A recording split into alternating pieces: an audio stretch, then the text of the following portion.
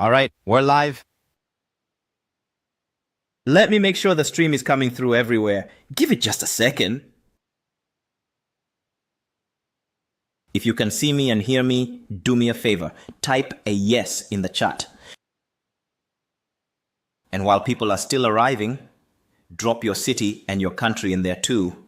I love seeing where everyone's tuning in from.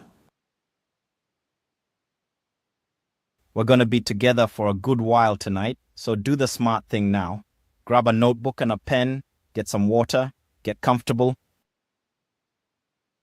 Because tonight is not a sit-back kind of night. You're going to be writing things down about your own life, about your own business. All right, while the room fills up, let me tell you what tonight actually is. Look, if you've read all the manifestation books, done the certifications, tried all the courses, the retreats, the journals, the whole thing, and something still isn't clicking, I want to tell you something right up front. It's not you. There's nothing wrong with you. There's no character flaw. You're not broken. You're not behind. It's that you've been given one little piece of the puzzle at a time. From this teacher, from that book, from the other program. And nobody ever gave you the whole map. That's what these next hours are for. To give you the whole map. All of it. The outer map and the inner map. Both at the same time, together. So you can finally see where you actually are, where the brake is firing, and what the next gate actually requires. These next hours, one map, let's go. However you found your way here, on YouTube, through my work, or through the free community, welcome. It's the same map for all of you, in one place for the first time. Here's what's coming. I'm going to draw you the whole map, where you are in your business and where you are in yourself. I'll show you my 3 AI tools working on real situations. And near the end, I'll walk you inside the community itself, only if it's right for you. One thing, tonight isn't something you watch. It's a workshop. You've got the notebook. Use it. The map only works if we write ourselves onto it. Now, to draw a map, you have to walk the terrain first. So, let me tell you where it began. So, 2 quick facts. And honestly, get through these fast. They're context, not credentials. 25 years ago, I wrote a book called A Happy Pocket Full of Money, international bestseller. Thousands of readers have written to me over the years about manifesting money, careers, relationships, lives because of it. Still in print, still selling. A few years after that, I was the creative consultant on the film The Secret. Rhonda Byrne acknowledged me in the book. The whole thing reached, 200 million people? Something like that. Now look, the reason I'm telling you any of this is not the flex. Honestly, it really isn't. The reason I'm telling you this is because what came next, what I'm about to tell you in the next 3 minutes, makes no sense without it. There's a part of this story I almost didn't put in this masterclass. Honestly, it's not pretty. It isn't the kind of thing you'd put on a book jacket. It isn't the flex. But if I don't tell you this part, none of the rest of what I'm going to show you will quite make sense. So I'm telling you. So picture this. A few years after my book, A Happy Pocket Full of Money came out, and after I served as creative consultant on the film The Secret, it's early morning, around 4:30, maybe 5 o'clock. I'm lying in bed, the kind of bed where you don't really sleep. You just sort of close your eyes and wait for the sun. And I'm drowning. I mean, genuinely drowning. In the next room, on the desk, there's a stack of bills, late notices, second notices, third notices. And underneath all of those are eviction notices. Plural, not one, plural. And there's this voice in my head. That voice many of us have heard at one point or another. telling me I'm a failure, cursed, doomed, broke, fucked, telling me the businesses are a joke, running on a 24-hour loop, never once taking a break. And the worst part, I'm lying there at 5 in the morning, actually hoping the night would last a week.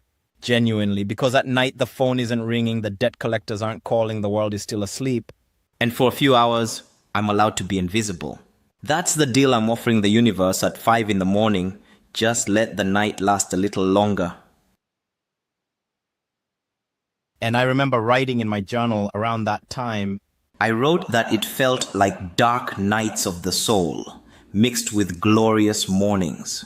Like being stuck in a bad science fiction movie. Awesome scenery, great torment, stuck. The same man who had served as creative consultant on the film The Secret, the same man who had written a book called A Happy Pocket Full of Money, now Googling at 5 in the morning, why is my money manifesting failing? The irony of it, my friend, it nearly killed me. And here's what I didn't know yet. What nobody had ever told me, what nobody had ever named for me. I'd had a difficult childhood, adverse childhood experiences, and from those I developed complex PTSD. And the thing about complex PTSD is when it kicks in, it kicks in. There's no negotiating with it. And it was manifesting too, behind my own back.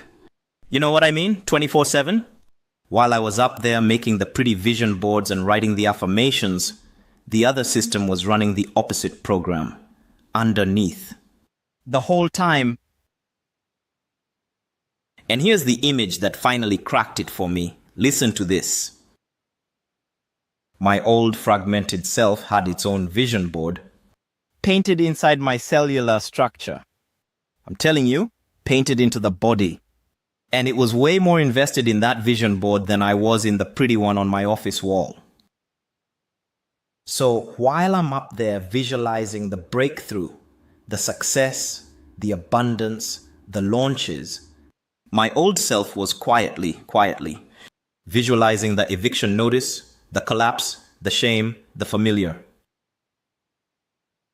And the old self had the bigger vote, my friend, every time. That was the part of me running the show. The part of me I'd never actually met.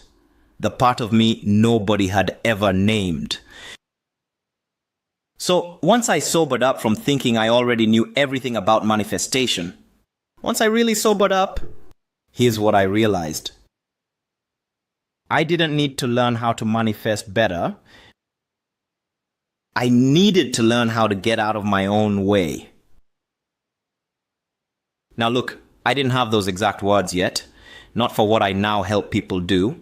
I didn't have the positioning, I didn't have the I help, I didn't have any of that yet. But that, right there, that was it. The whole me, the whole system was manifesting.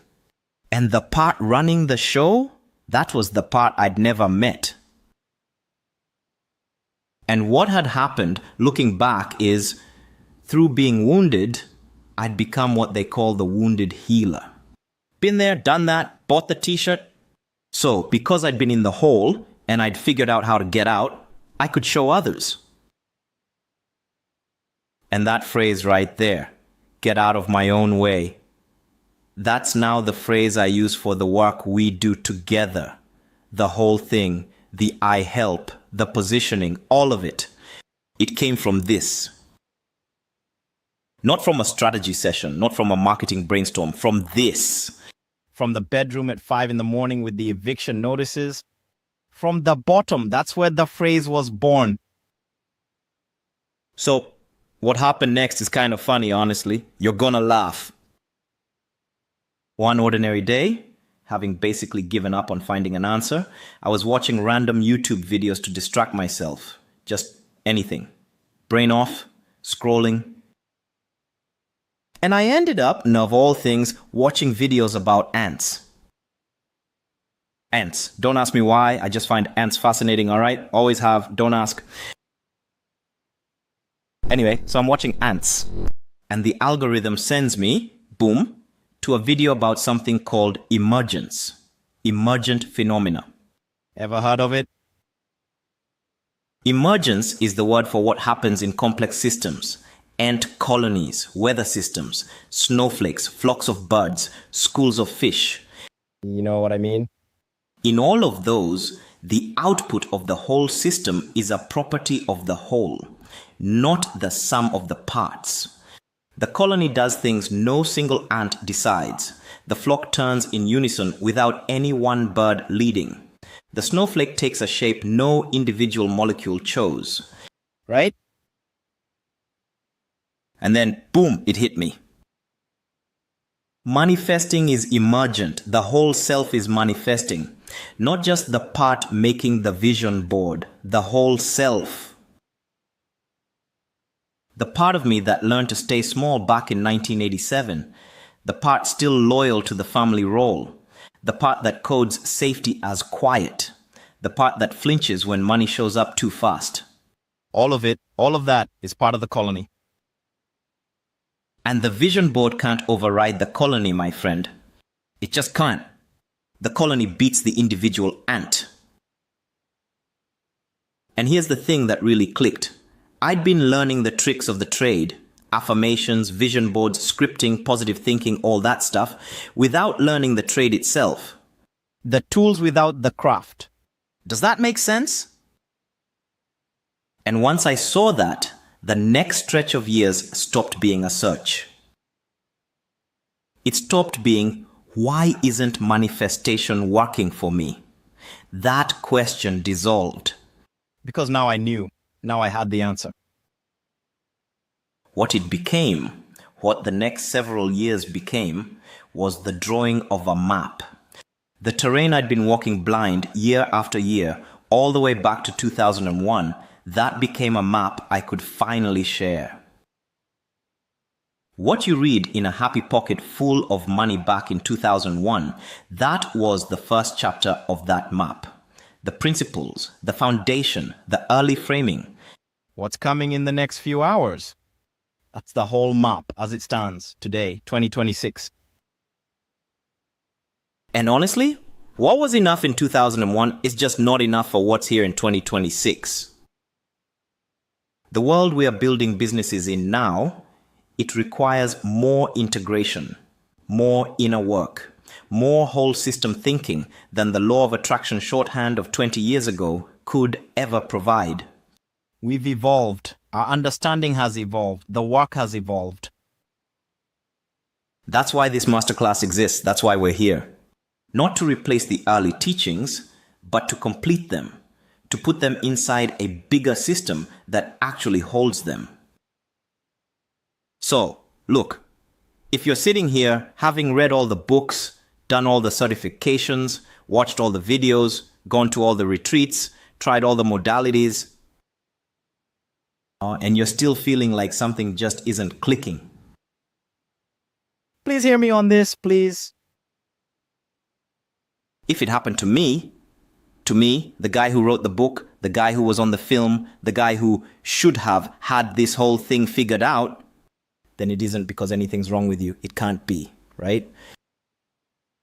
It's because none of us has been given the full map yet. None of us. And I had to draw it for myself the hard way before I could give it to anyone. So, the next thing I want to show you is the two insights that came out of all of that. Just two. And when you hold them together, both of them at the same time, in the same hand, they change everything about why we get stuck. All right, let's go there now. So, why does this happen? Why do so many of us do the work? And I mean really do it. The books, the courses, the retreats, the practices, the journals, and still feel stuck. Right? Still feel like something's underneath, holding us back, that we can't quite see. Let me walk you through the explanations we usually get given. Because look, they're not entirely wrong, they're just not enough. None of them by themselves is enough. First one, you need to visualize harder, right? Visualize more vividly, visualize more often, visualize with more feeling. And listen, Visualization is real. It works. I'm not knocking it. I literally wrote a book about it. But here's the thing. When the system underneath the visualization is fragmented, no amount of harder visualizing overrides it. Second one, you haven't healed your trauma yet, right? More therapy, more somatic work, more inner child stuff, more retreats. And again, listen, the inner work matters. It's the actual mechanism, not the side quest. But healing without a business to walk into is its own kind of trap. Third one, you need a better system, right? Better calendar, better CRM, better automation, better tactics, better course. And yeah, systems matter. Of course they do. The break is upstream of the system, always. Fourth one, you need more discipline, right? Push harder, show up no matter what. Iron will, just do it. And look, discipline is a muscle. It matters. But when the body says no, and when the body has good historical reasons for saying no, no amount of discipline overrides it for long. So here's what's actually going on. Listen to this. There are two things happening at the same time. Two things, and most programs name one of them. Almost no one, and I mean no one, names both. In this masterclass, I want to name both. Insight number one, the wiring. Many of our businesses are being throttled by patterns our bodies learned in childhood. Listen to me on this. It's not you. It's not weakness. It's wiring. Now, there's something called the ACE study. ACE stands for Adverse Childhood Experiences. The CDC and Kaiser Permanente did the foundational work on this back in the 1990s. They studied 17,000 adults. 17,000. And the categories listed up there on screen, they're pretty broad. Physical abuse, emotional abuse, sexual abuse, physical neglect, emotional neglect, household substance abuse, household mental illness, household domestic violence, incarcerated household member, parental separation or divorce. 10 categories. The score goes 0 to 10. And here's what shocked researchers when the results came back. Around 64% of adults have at least one ACE. 64%, almost 2/3, and around 12% have 4 or more. So this isn't rare, this isn't dramatic, this isn't a special category of person. Many of us are in this without ever having named it, without knowing the word for it, without knowing it has a name at all. And here's what ACEs do physiologically. Listen to this. They rewire the developing nervous system to optimize for surviving the environment we grew up in. Now look, what's optimal for childhood survival? Often, it's the exact opposite of what's optimal for adult business. Polar opposite, right? Like opposite ends of the spectrum. Watch this. Many of us, and I'm telling you, many of us know the freeze right before sending the price raise email. You know what I mean? Finger hovering over send, heart in the throat. The whole body saying no. That right there. That's a 6-year-old's survival pattern firing in a 40-year-old's business. The flinch right before posting at full volume. The over-explaining in sales calls. The phone response that shows up exactly when we need boundaries the most. The launch paralysis at the threshold of visibility. The 24 reasons we tell ourselves we're not ready to launch yet, when we've been ready for months. The full body hesitation before charging what the thing is actually worth. Sound familiar? Any of that? And look, none of these are character flaws. Not one of them. Not one. They're survival patterns. They were once exactly right for the family or the environment or the situation we grew up in. Once upon a time, they kept us safe. And now, they fire in places they were never meant to. Changing wiring is a completely different category of work from changing thoughts. Completely different category. We'll come back to that. It's not you, it's not weakness, it's wiring. Insight number 2, the coordinates. None of us has ever been given the map, the actual map. And without a map, every step feels random. Every block feels like a personal failure. Every breakthrough feels like luck. Here's an assumption most of us carry, and we don't even know we're carrying it. You know what I mean? The assumption goes like this. If I just had the right tactic, the right mindset, the right system, the right practice, I'd be there by now. But here's the thing about tactics. There is no single tactic for where I am right now. There isn't. Every level of business has its own break. Every level of inner work has its own trap. The tactic that gets us from 5,000 a month to 10,000, that's a completely different tactic than the one that gets us from 30 to 50. Completely different. And the inner practice that lifts us from level 2 mindfulness to level 4, that's not the same practice that lifts us from level 6 to level 8. Different terrain, different tactic, different gate every time. So when we apply the tactic that worked for someone else at a completely different level than we're at, and it doesn't work for us, what do we do? What do we conclude? We conclude we're broken, right? Because the tactic worked for them, and it didn't work for me. So I must be the broken one. But listen, we're not broken. We're at a different gate than they were when they wrote that tactic, that's all. Same person, different gate. The tactic isn't wrong, it's just not the tactic for our gate. And eventually we start to suspect, maybe I'm the problem, because nothing else in my experience is consistent. There's nothing else to point to. But with a map, now blocks become predictable.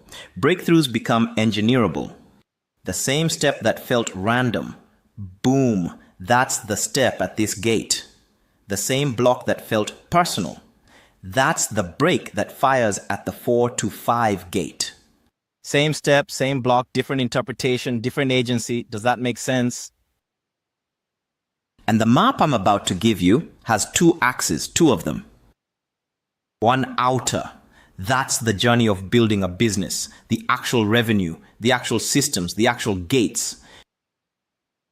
One inner, that's the journey of becoming the kind of person who can hold what that business is asking of you. The mindfulness journey. The who am I becoming through this journey. Now look, they're not the same journey. They're really not. The outer one moves at one rhythm. The inner one moves at a completely different rhythm. And yet, they're the same person walking them. The same you, the same me. Walking both at once, whether we know it or not. We'll get to both, I promise you. But first I need you to feel why wiring and coordinates have to be held together. Because if we hold one without the other, the trap closes again, every time. And here's something interesting, and this is going to come back later. Many of us in this particular niche, conscious entrepreneurs with adverse childhood experiences, we tend to sit in a very specific quadrant of that map. A very specific one. We'll find out which one before tonight is done. But it's not random, I'm telling you. It's exactly the quadrant that ace wiring tends to land us in. And the map's going to show you why. Now look, here's how most programs out there handle this. And listen, I'm not knocking any of them. I want to be really clear about that. So stay with me. There are pure inner work programs, the healing modalities, the somatic work, the trauma-informed coaching. But, and here's the trap, they don't give us a map of the business journey. So what happens? Many of us heal, and we still don't have a business. Sound familiar? And then on the other side, the pure business programs, the strategy coaches, the offer design experts, the marketing operators. And they hand us a map of the business journey. Often a really good one, all right? Solid stuff. But they don't address wiring, they can't. It's just not what they do. So what happens? We get tactics we can't execute. Because the break fires the moment we try. Each kind of program does what it does well. I'm not knocking either one. The trap is, doing one without the other leaves us right where we started. And worse than that, way worse than that, now we feel like we failed at the program too, right? Now we're stuck and we feel like a failure on top of it. I'm telling you, that's a brutal place to be. A lot of us have lived in that place. Some of us are living in it right now. So here's what I want to say to you, all right? Listen to this. If you've done the inner work programs and they made you feel better, but your business didn't move, that wasn't because you're uniquely broken. I promise you, it wasn't. It's because the map was missing. And the other way around. If you've done the business programs and got tactics that other people seemed able to execute and you just couldn't, that wasn't because you're uniquely broken either. It really wasn't. It's because the wiring was running underneath the whole time. And nobody ever named it for you. And listen to me on this. That feeling is the reliable signal that we've been working only one side of the equation. Both sides. That's the deal. So here's the new frame, all right? Listen. A working business isn't proof that we healed. No. Doing both at once, the wiring work and the coordinates work held in the same hand, that is the healing. The business is not the reward, my friend. The integration is the medicine. That right there, that's the door. So here's how tonight runs. First, we're going to walk two maps, one outer, one inner. The outer map is the entrepreneur journey. 9 levels of building a business, from solo to investor. The inner map is the mindfulness journey. 9 levels of inner work, from chaotic but beginning to fully liberated. After each map, there's a moment to find yourself on it, to locate your coordinates. Then we're going to overlay the 2 maps, one on top of the other, and look at the specific quadrant most of us in this niche tend to sit in. That overlay, that's the moment I told you about in the opening, the thing I've never shown publicly before. Then we're going to walk through the 27 traps that ambush us between the levels. 27 specific traps. Including the meta trap most of us miss, the big one. Then we'll build the climbing system. 3 pillars: economic machine, mind and heart, spirit and flow, the whole structure. Then the clarity method and the GPS plus I monthly cycle. That's the actual week by week practice, the thing you can run on yourself starting tonight. And along the way, 3 different times, I'm going to demo one of the AI tools, working on a real situation. And right at the very end, only if any of this lands for you, only if it's right for you, I'll walk you inside the community where we walk this together. Now look, if all that sounds like a lot, that's because it is. Honestly, it is. All right, let's start with the first map, the outer one. The journey of building a business and where each of us is sitting on it. Right now, give me 2 seconds, a sip of water. Then we climb into the first map. All right, the first map, the outer one, the journey of building a business. Now look, I want to be clear about something. This isn't my map. I didn't invent the levels. I just spent 25 years walking them, then watching other people walk them, then drawing them all in one place, so the rest of us don't have to walk them blind, right? There are 9 levels. 9. From 0, pre-business, dead broke, all the way to $1 billion in business. And they're grouped into 3 phases, self-employed, business owner, investor. Each phase has its own thing going on. Each level has its own break. Each gate between levels has its own trap. And here's the rule that breaks most entrepreneurs. I want you to hear this. This one matters. What got you to one level is not what gets you to the next. Different level, different game. Same person, but different game. And by the end of this first map, you're going to know exactly which of the 9 levels you're at. Exactly. The specific number. Write it down when we get there. because we're going to come back to that number later tonight when we overlay it with the second map. Hold on to your number, all right? Let's walk the levels. Phase 1, self-employed. The work in this phase is on you, not the market, not the team, just you. You're learning to master your own personal flow, your money, your energy, your time, your attention. There's no team yet, or barely one. The mastery is internal. All right, let's walk the 3 levels in this phase. Level 1, stop bleeding. About 352 million entrepreneurs are sitting at level 1 globally. Financially, you're in the red. Maybe personally, maybe in the business, maybe both. The bills are arriving faster than the income. Team size, it's just you, completely solo. And the way it feels, let me tell you how it feels. It feels like being a victim, out of control, anxious, workaholic energy, chasing shiny objects. And underneath all that, you're leaking money, leaking time, leaking attention, leaking energy all at once. Sound familiar? Here's what the break looks like at level 1. Listen to this. It's not that we don't know the tactics. We've probably read more business books than the people 3 levels above us. The break is, we can't slow down long enough to plug the leaks. The hypervigilance won't let us. We're trying to do everything at the same time, and nothing gets fixed. The goal at level 1 is simple. Break even. That's it. Get out of the red. Stop bleeding. And the unlock? Become a specialist. Know exactly who you serve. Know your ikigai, your reason for being.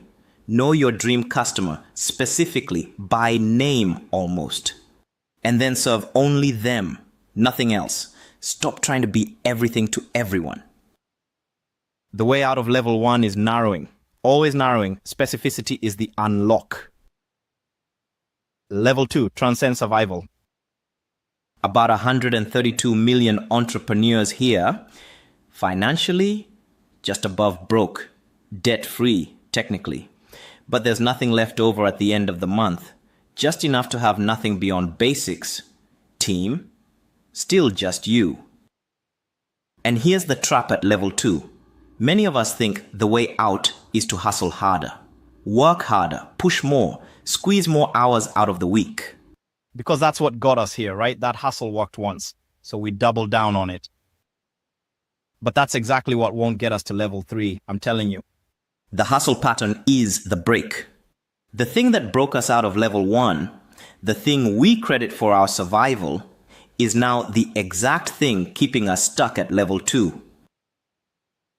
The goal at level 2 is cash flow positive. Consistently, not just a good month, a pattern of good months. And the unlock, become a true marketer. Listen, people don't buy products. They buy the marketing message. They buy the story. They buy the offer. So we turn the product into an irresistible offer. We build a customer list. Hook, story, offer. That's the unlock. Level 3, transcend hustling. About 37 million entrepreneurs here. Financially, sales are consistent. There's actual extra money at the end of the month. 6-figure earnings start showing up here. Team, you, plus an assistant, maybe a contractor or 2. You're not totally alone anymore. And the break at level 3, it's the handoff break. We've hired people, but we're still trying to do everything ourselves. We don't quite trust the people we've brought on. We rewrite their work. We redo their tasks. We tell ourselves it's faster if I just do it. The goal at level 3 is to stop hustling. Start systemizing. Build the thing that runs without your constant input. And the unlock? Automate your promotions. Lock down your brand and your positioning. Treat everything as a project or a process. Start adding SOPs and workflows. Become a specialist in one specific thing. And start letting other people do their jobs, even imperfectly, even differently than you'd do it. That's the unlock. All right, Time to put you on this map. Type it in the chat. The number of the level you're standing at right now. 1 through 9, just the number. Don't overthink it. First instinct. And be honest, nobody is judging levels here. Every one of us started at 1. One quick thing before you type it. Don't go by the income alone. Go by where the work actually lives, where your days actually go.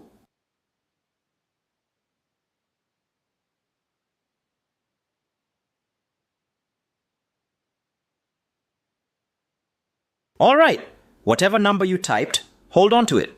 That's your first coordinate. We're going to need it again tonight. All right, phase 2, business owner.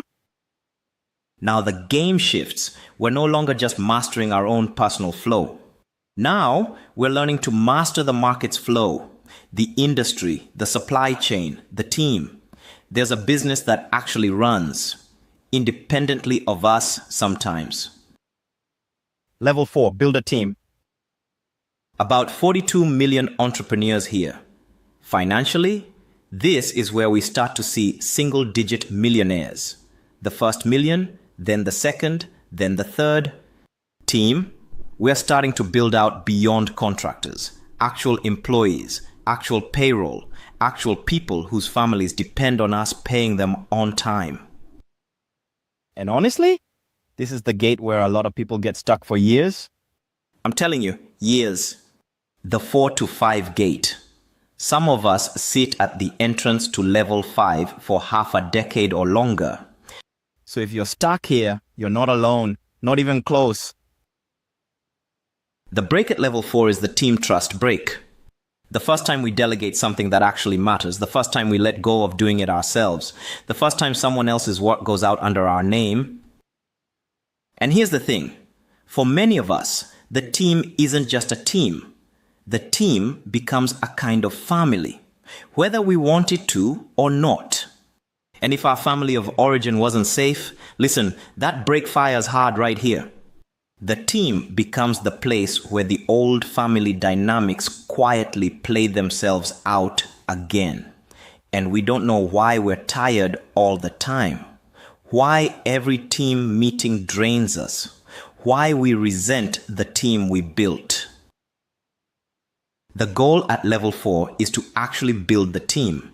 Generate enough cash flow to make payroll without panic at the end of every month. Put basic systems in place. Level 5, lead a team. About 15 million entrepreneurs here. Revenue up to about 3 million. Team? A single team. But the team is still dependent on you. You're both the player and the leader. You're in the work and directing the work. That's exhausting. You're like a player coach in a sport. You're on the field. You're calling the plays. You're scoring the goals. And you're trying to develop the team while you're doing all of that. Most of us can sustain that for a year or two. Then it starts to break us. The break at level 5 is the leadership identity break. The question that won't go away, who am I to lead? Because to lead a team, we have to become visible in a way we've maybe never been visible before. We have to take up space. We have to make decisions that affect other people's livelihoods. We have to be the leader. The goal at level 5 is to make sure the business generates substantial cash consistently. Build systems and assistants that actually keep you in balance, so you're not the bottleneck. And the unlock? Learn how to lead leaders, not just team members, leaders. That's the next muscle. Level 6, recruit leadership. About 6 million entrepreneurs here, revenue up to about 10 million. And here's what shifts. Listen, the team is now independent of you. There's a leadership team running the operation. You're not in the operation anymore. You're in the vision. You're working on the business, not in it. The break at level 6 is the control break, really letting go of the operational reins. Trusting that someone else is going to care like you did. And here's the spoiler. They're not going to care exactly like you did. They're not. They'll care differently. They'll prioritize differently. They'll make decisions you wouldn't have made. And some of those decisions will be better than yours. Some will be worse.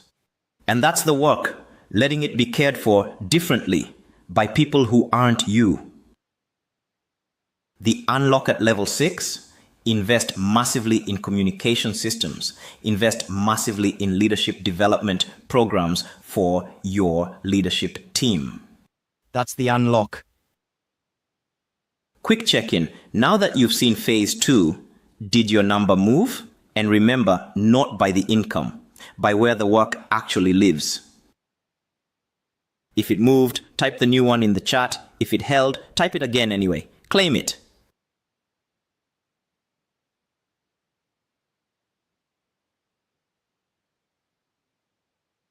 Good. Let's keep going. Phase 3, investor. Now look, most of us aren't here yet. That's okay. Really, that's completely okay. But I want you to see this on the map, even if you're nowhere near it. Level 7, leader transformation. About 2 million entrepreneurs here globally. 2 million. Revenue between 10 and 30 million. Multiple teams now. Each one independent of you, each one with its own leadership. The break at level 7 is the societal impact break. The question that becomes unavoidable. What am I actually for? Beyond the income, beyond the team, beyond the customers. What's the larger thing I'm here to move? The unlock? Keep investing in communication, in reporting, in leadership development. Start professionally managing investments. And allow yourself to be guided by the leadership team, not always leading, sometimes being led. Level 8, hold trust. About 1.5 million entrepreneurs here. Revenue up to about 100 million. Multiple teams. A real organization now.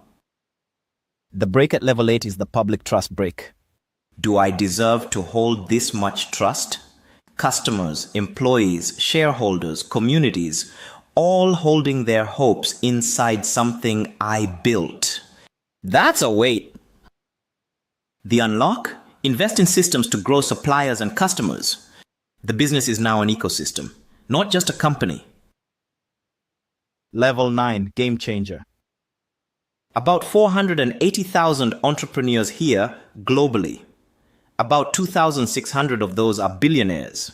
Revenue from 100 million to billions. The break at level 9 is the legacy break. What do I do with this much power? The question becomes about what I'm going to leave behind. What gets named after this? What changes for future generations because of it? The unlock? Define your societal vision. Mergers and acquisitions. Get buy-in from the public and government. CSR and PR at a higher level. The business stops being a business. It becomes a vehicle for civilization. All right, now the big one. Where are you on this map? Right now, today, this week? Write the number down, 1 through 9. Pick one. If you're between 2, pick the lower one.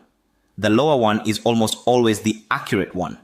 Because the gates work that way, you're at the level until you fully completed the gate transition, not when you first start crossing it. Take a moment, take a full minute, sit with the question.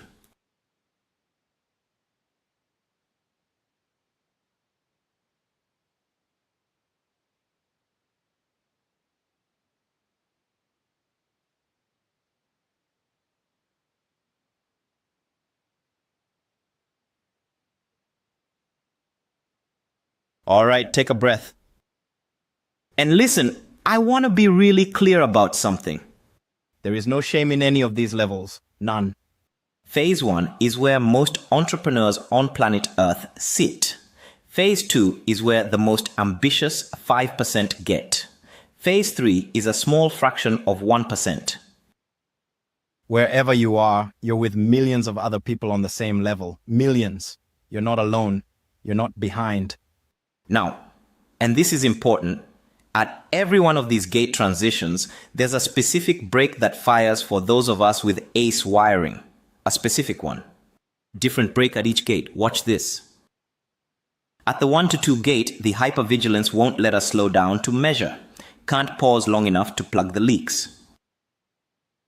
At the 2 to 3 gate, Workaholism becomes the safety pattern. Rest feels like death. Stopping feels dangerous. At the 3 to 4 gate, the trust patterns fire when we try to delegate. The "if I'm not doing it, it won't be done right" defense. We can't let go. At the 4 to 5 gate, the imposter patterns fire when we have to be visible as a leader. The "who am I to lead" loop kicks in. We shrink. At the 5 to 6 gate, the control patterns fire when the team becomes a family. Family of origin dynamics quietly replay themselves at work.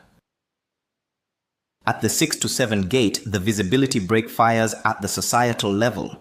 Now we have to be seen by a wider public, and the old patterns scream. At the 7 to 8 gate, the worthiness break fires when we have to hold massive public trust. At the 8 to 9 gate, the legacy break fires when we have to claim our place in history. Different gate, different break, same person, different break. And here's the gift of seeing it this way. Once we know which gate we're at, we know which break to expect. And now, the thing I warned you about twice. Pay attention to this one. This is the unlock for half the people watching. Some of us hit level 3 income while running on level 1 patterns. Some of us hit level 5 revenue while still running level 2 self-talk. Some of us have level 6 businesses while operating from level 4 fear. The income tells one story, the patterns tell another. They don't always line up. In fact, for those of us with ace wiring, they almost never line up. Almost never. And here's the thing. Listen carefully. The break fires where the patterns are, not where the income is. So if your income says level 5, but your patterns are firing at level 2, your real coordinates are level 2. The map cares about patterns, not numbers, not titles, not LinkedIn descriptions, patterns. So hold the level you named, the actual one, the patterns one. We're going to come back to it later tonight when we overlay the second map. Your specific break lives between those two coordinates. We're going to find it. But first, before we look at the inner map, let me show you what each of these gates actually requires. Because the break fires ate a specific gate, and the climbing tools are different at each one. Let's go into the first pillar, economic machine, and walk what each level actually needs from you. Right? All right? Let's go. All right. So we just walked the first map. You've named your level. You've got your number. Good. Now, before we look at the second map, I want to introduce you to the climbing system itself, the thing that actually gets you through the gates. 3 pillars. And we're going to start with the first one, economic machine. What is economic machine?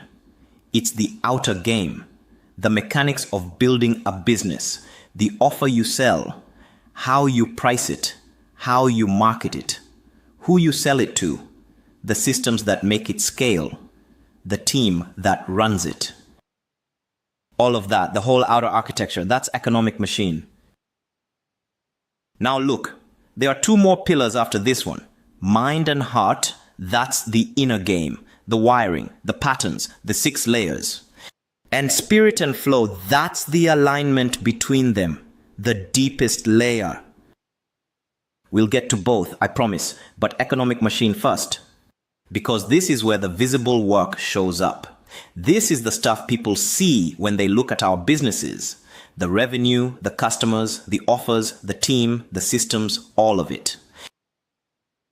Right? So let's go in.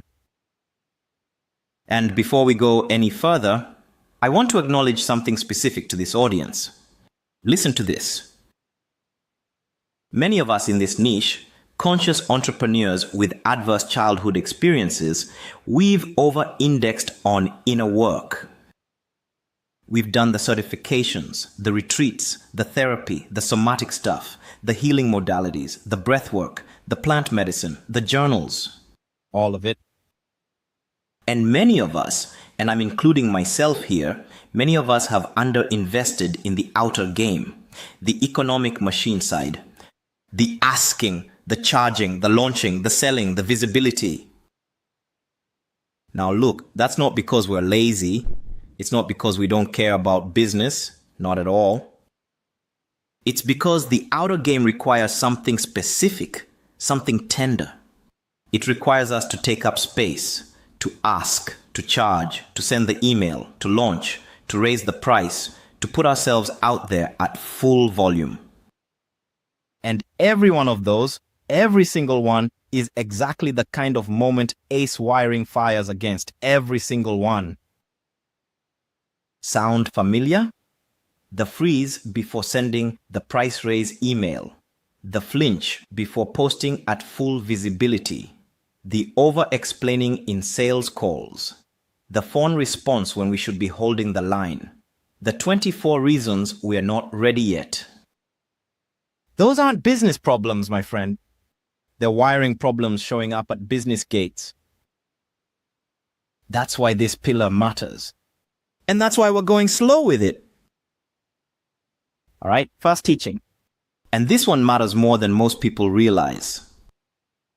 The offer is not the product. Most of us in business, we build a great product, a great service, a great thing. We pour ourselves into making it good. And then we try to sell that thing. We sell the thing we built. And we don't make the sales we should, and we wonder why. And the reason why is people don't buy products. They never have. They never will. They buy the offer. The offer is the promise plus the packaging plus the perception. The product is what delivers the promise, but the offer is what the buyer is actually buying. There's a great teacher in this space, a guy named Tom Young, really good at this, and he uses this line. Listen. Sell the vacation, not the plane flight. Does that make sense? And here's the structure for building an offer that actually works. 5 Ps. Watch this. Person. Who's the perfect future client? Specifically, by demographic, by psychographic, by the exact situation they're in. Pain. What's their actual headache? The one they're losing sleep over. The one that's costing them a marriage or a business or their health. Not a nice to have. The one keeping them up at 3 in the morning. Painkiller. What's the specific solution? Yours? The thing only you can deliver in the way only you can deliver it. Path. What's the roadmap? The journey they walk to get from where they are to where they want to be. The step by step. The week by week. Promise. What's the outcome they actually want? Not what we think they should want. Not what's noble or impressive. What they actually want, the vacation, not the plane flight. 5 Ps, person, pain, painkiller, path, promise. That's the spine of any irresistible offer. The product is the engine. The offer is the everything else. All right, second teaching, pricing. Now look, this one's tender for our niche. Honestly, take a breath. Many of us undercharge. We know we undercharge. We've been told we undercharge. And we still do it. Why? Let me show you. There are 2 ways to price. Just 2. From fear or from value. Pricing from fear sounds like this. What would someone be willing to pay? What's the market average? What can I get away with charging? Will they leave if I charge what I'm worth? Pricing from value sounds different. What's the transformation actually worth to the buyer? What does this solve for them? What does this unlock that they couldn't unlock without it? If they got the outcome, how much would it be worth? Notice the energy underneath those questions, clear, grounded, standing in what the work actually delivers. And here's the deal. Listen carefully. Most of us price from fear because the alternative, pricing from value, requires us to be seen, to name a number that reflects what we actually deliver, to stand behind that number when somebody flinches, to not negotiate down at the first sign of resistance. And ace wiring hates being seen. So we price ourselves low. We hide. We tell ourselves it's about being accessible. We tell ourselves we're being generous. But underneath, and I'm saying this with love, underneath it's often about staying safe. Pricing low is camouflage. Pricing low keeps us small. Pricing low keeps the wiring comfortable. Now, I'm not saying everyone needs to charge premium prices. I'm not. There are good business reasons to price low sometimes. Building an audience, market entry, a specific strategy. I'm not prescribing the answer. What I'm saying is, let's at least know which way we're pricing, from fear or from value. So we can make the choice consciously, not from the wiring. From the wiring is automatic. Conscious is the work. All right, third teaching, niche. And this one is the unlock at level 1. The Pathfinder book, the book the 9 levels come from, it lists this as the single biggest game changer at the entry level. Become a specialist, specialize. Now, most of us when we start out, we want to help everyone, right? We're scared to narrow down. Because narrowing down means turning some people away, saying, no, you're not who I serve, saying, I can't help you with that. So we hedge, we stay vague. We say things like, I help people grow, I help people find their purpose, I help people heal. And nobody buys, because nobody recognizes themselves. Vague positioning is the most expensive mistake we make. Specificity is what makes the offer recognizable. And here's the structure, 3 things. Specific WHO, who do you help? Not entrepreneurs, not women, not creatives. Specifically, who? By name almost, by situation, by the exact place they're standing when they find you. Specific outcome. What do they get? Specifically, measurably, in what time frame, with what evidence? So they can recognize themselves in the result. Specific mechanism. What's your specific way of getting them there? Your method, your process, your framework. The thing that makes you, you. Not the thing that makes you sound like everyone else. 3 things. Specific WHO, specific outcome, specific mechanism. Lock those in. Repel everyone else. That's repel to attract. The right people self-identify when you repel the wrong ones. The right ones see themselves clearly because you've drawn a sharp line around who you serve. The wrong ones move on. And that's the design, not the bug. I know, for our niche, that feels terrifying at first. The body says, don't turn people away, you'll be alone. Right? The childhood survival pattern speaks up loud right here. But here's the thing. Listen to this. Staying vague to keep everyone is exactly how we end up with nobody. That's the math. Specificity is the medicine. All right, now let's bring it back to the map. Remember the level you named earlier tonight? Hold it. Now I'm going to show you, gate by gate, what economic machine actually requires from you. Different gate, different tactic. Same person, different tactic.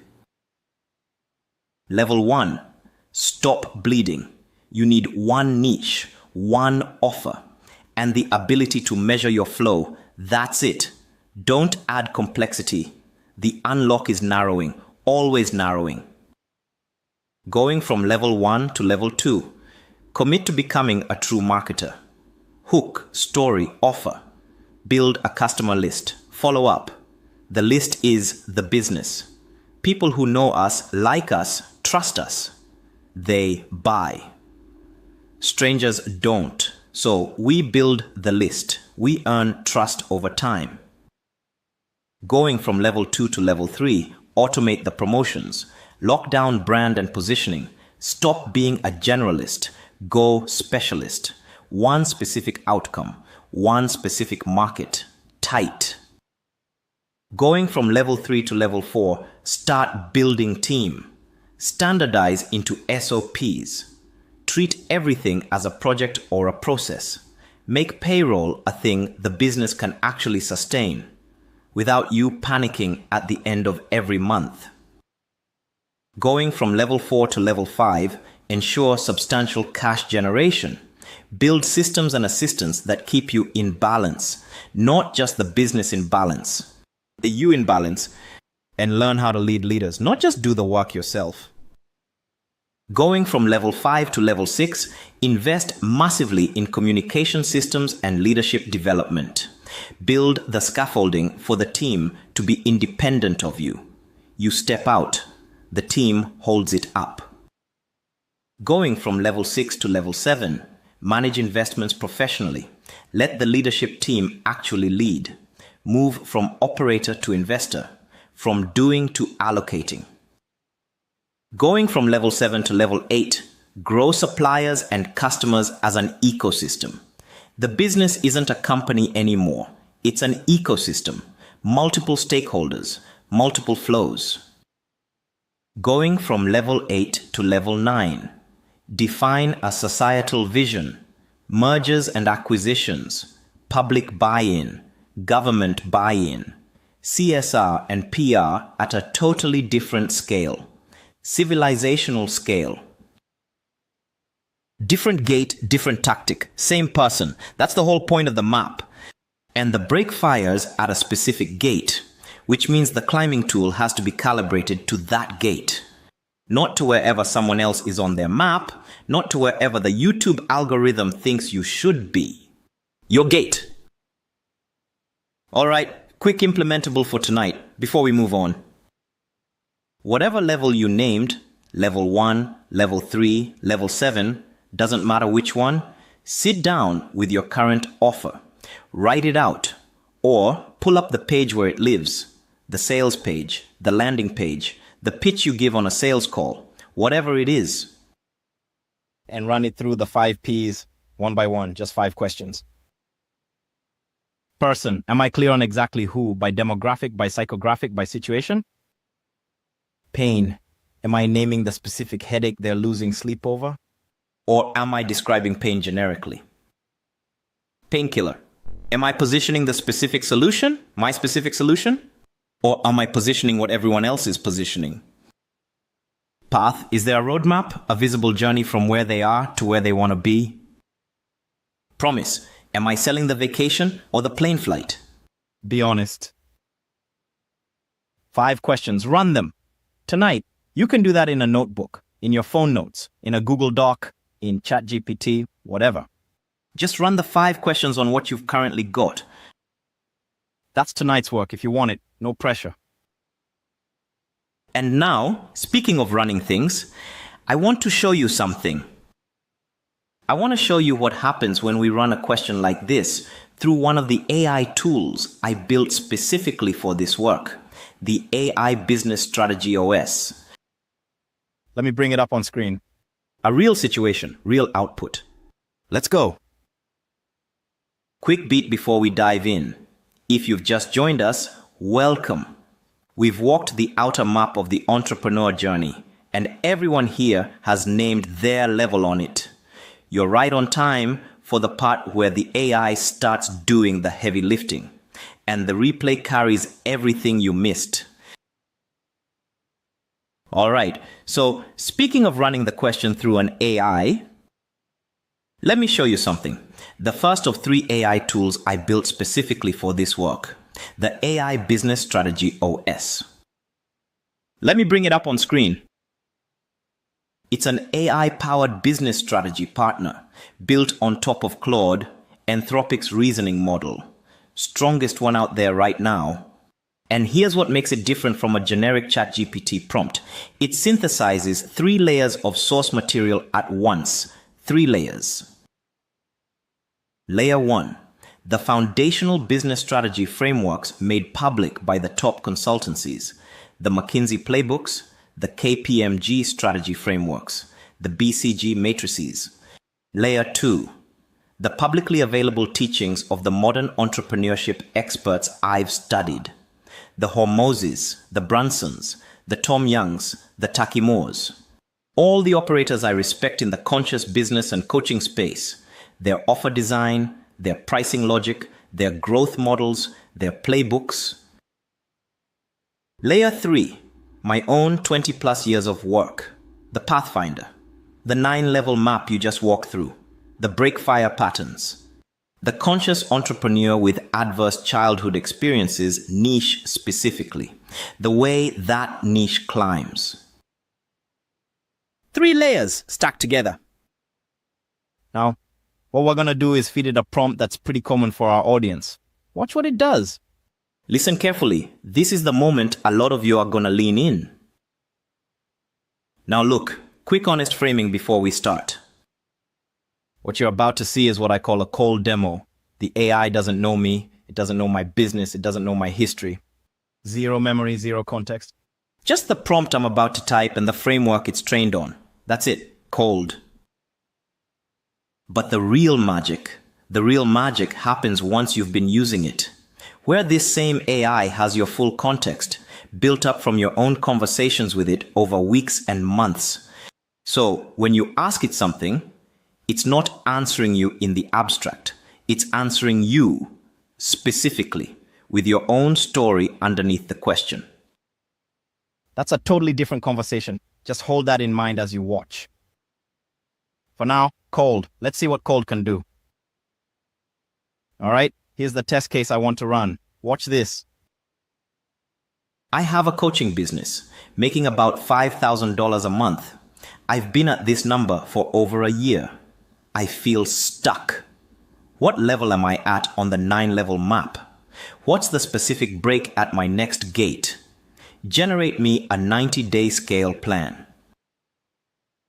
Pretty standard situation, right? Coaching business, $5,000 a month, stuck for over a year, asking the AI to diagnose the level, asking it to name the break, asking it to build a plan. And honestly, many of us in this audience have been exactly here at some point. Maybe even right now. So this is going to be useful for some of you.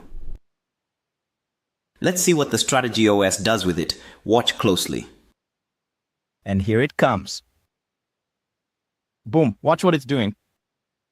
First thing, see how it's not just answering the question generically? Look, it's pinning the situation to the framework.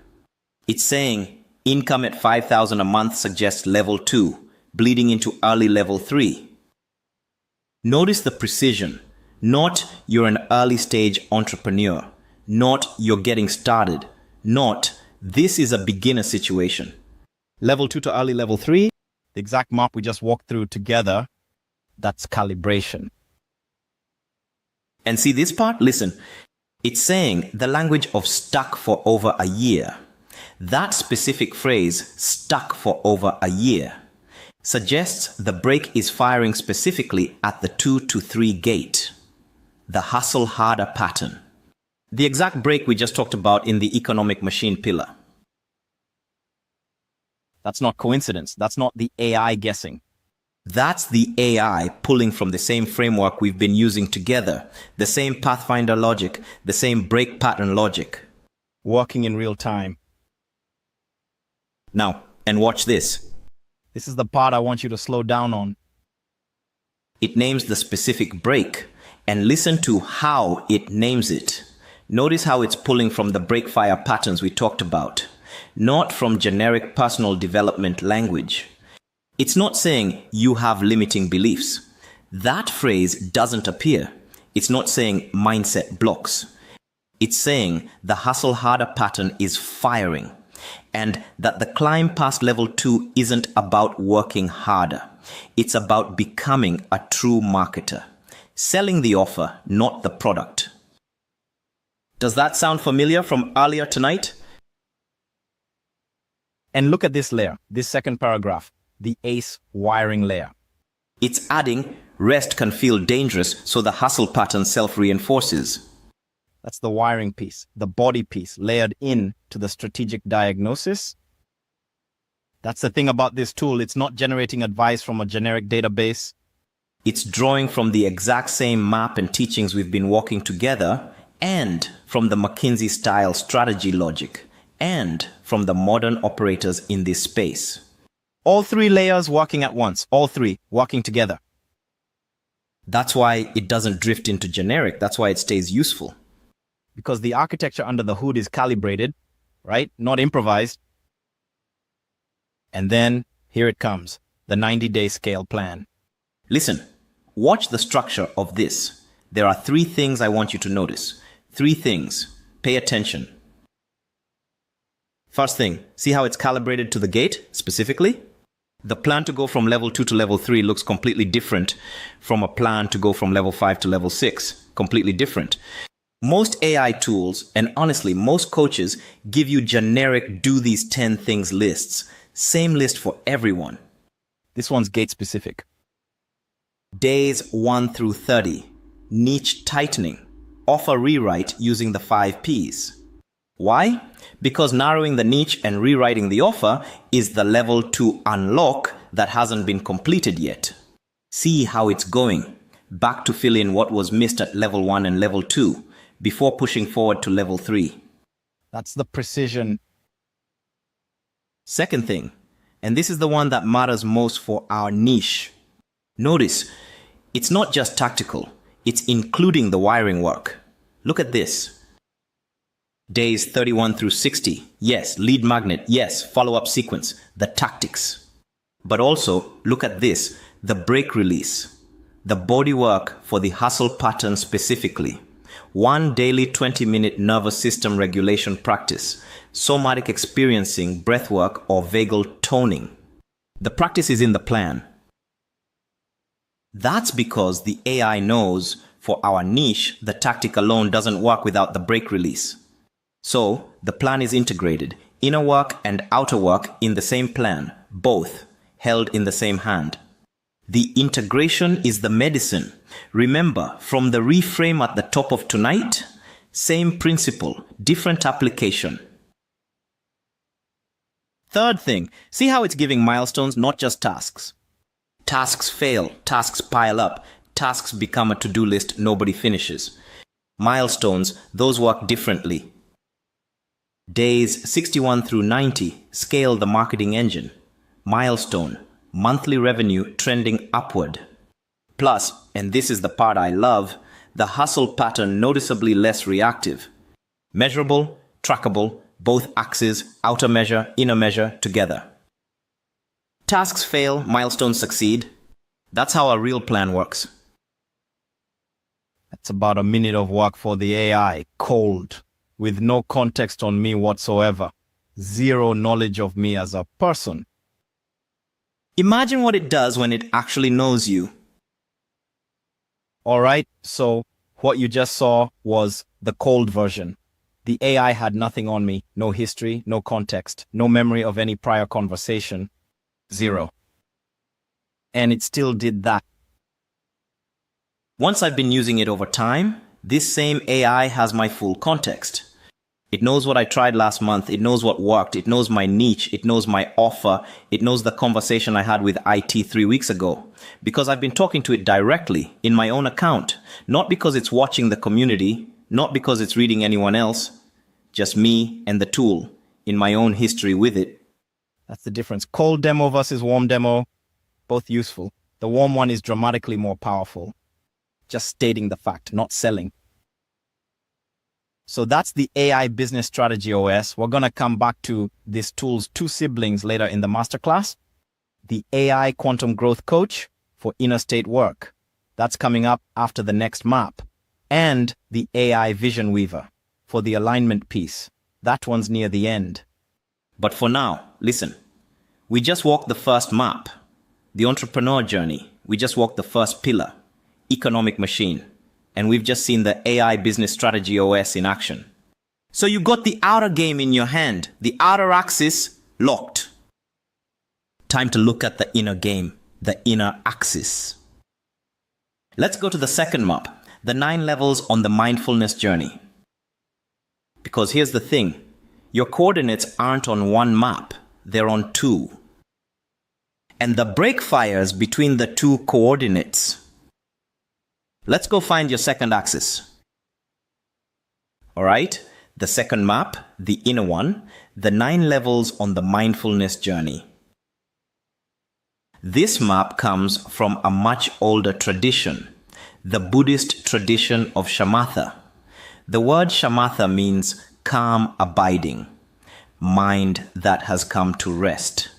What I've done is adapt the language a little, pull it into a form that maps onto the entrepreneur journey we just walked. So when we overlay the two maps later tonight, both axes are real. Both have been walked by millions of people. Both work. And before we walk the levels, here's the central principle of the inner map, the most important teaching in this whole section. I want you to write this one down. Listen. Progress is not measured by never getting distracted. Progress is measured by recovery speed, how fast you notice you've wandered, and how fast you come back. That's the whole game. Every time we notice and return, that's a rep. That's how the muscle builds. So if your mind wanders during meditation, and it will, congratulations. That's exactly when the work happens. All right, 3 phases, 9 levels, same shape as the outer map, but the terrain is completely different. Let's walk it. Phase 1, the chaotic beginning, plus the first patches of stability, levels 1 through 3. This is where everyone starts. Everyone. Buddha started here, Jesus started here, Krishna started here, I started here. You started here, or you're starting here right now. All right, let's walk the 3 levels.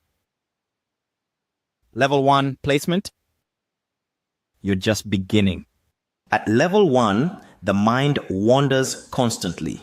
You can barely hold attention on the breath for a few seconds before you're off into a thought. And here's how it feels. Let me paint you the picture. In the traditional framework, the mind is symbolized as an elephant. At level 1, it's a dark elephant. Big, dark, heavy. And here's the kicker. The elephant doesn't even know you're there. You're chasing behind it, and it's completely ignoring you. And there's a monkey leading it. The monkey is the monkey of distraction, bouncing all over the place. The elephant follows the monkey follows whatever's bright. And you're trailing behind both of them, breathless, trying to keep up. Sound familiar? And here's the most important thing about level 1. Pay attention to this. It's not failure. It's not weakness. It's not you can't meditate. It's where everyone starts. The chaos is the starting condition, not the problem. Most of us, when we sit down to meditate for the first time, we get a few seconds of focus, then 5 minutes of wandering. Then we conclude, I can't meditate. My mind is too busy. This isn't for me. And we stop. But what we've actually done is we've seen what was always happening underneath. Meditation didn't create the chaos. It revealed it. So if you've concluded you can't meditate, you can. You just met yourself for the first time. That's all. Level 2, continual placement. Now something starts to shift. You can hold attention for longer periods. Still mostly lost in thought, sure, let's be honest. But you're starting to catch the wandering. The capacity is building, slowly, reliably. And here's what ace wiring does at the 1 to 2 gate. Listen, hypervigilance makes sitting still feel dangerous. The body learned somewhere along the way that stillness equals exposure. That if we stopped scanning, something bad would happen. That's not a meditation problem. That's a wiring problem showing up at a meditation gate, right? Same pattern, different surface. And here's the work at level 2. Just keep going. Don't extend the duration yet. Don't add complexity. Don't try fancy techniques. Just keep practicing. Catch, return, catch, return, catch, return. The rep is the thing. Boring is good here. Boring means the muscle is building. Level 3, patch-like placement. And now, something really starts to shift. You get patches of real stability. Mixed in with the wandering, sure. The wandering doesn't disappear yet. And once you've felt the patch, once you've actually felt that quiet underneath the noise, you know it's possible. You can't unknow it. What ace wiring does at the 2 to 3 gate, listen, the inner critic wakes up. Every wander gets judged. The judgment is brutal. And it's also automatic. We didn't choose to hold ourselves to that standard. The wiring did. That's the break at this gate, not lack of practice. Self-judgment. Different break, same person, different break. But level 3 is the entry to something much bigger, the first foothill of a real mountain. Hold that thought. We'll come back to it at the next level. All right? Same move as the outer map. Type your inner level in the chat, 1 through 9. And this one, be even more honest. Nobody can see your screen, but you know.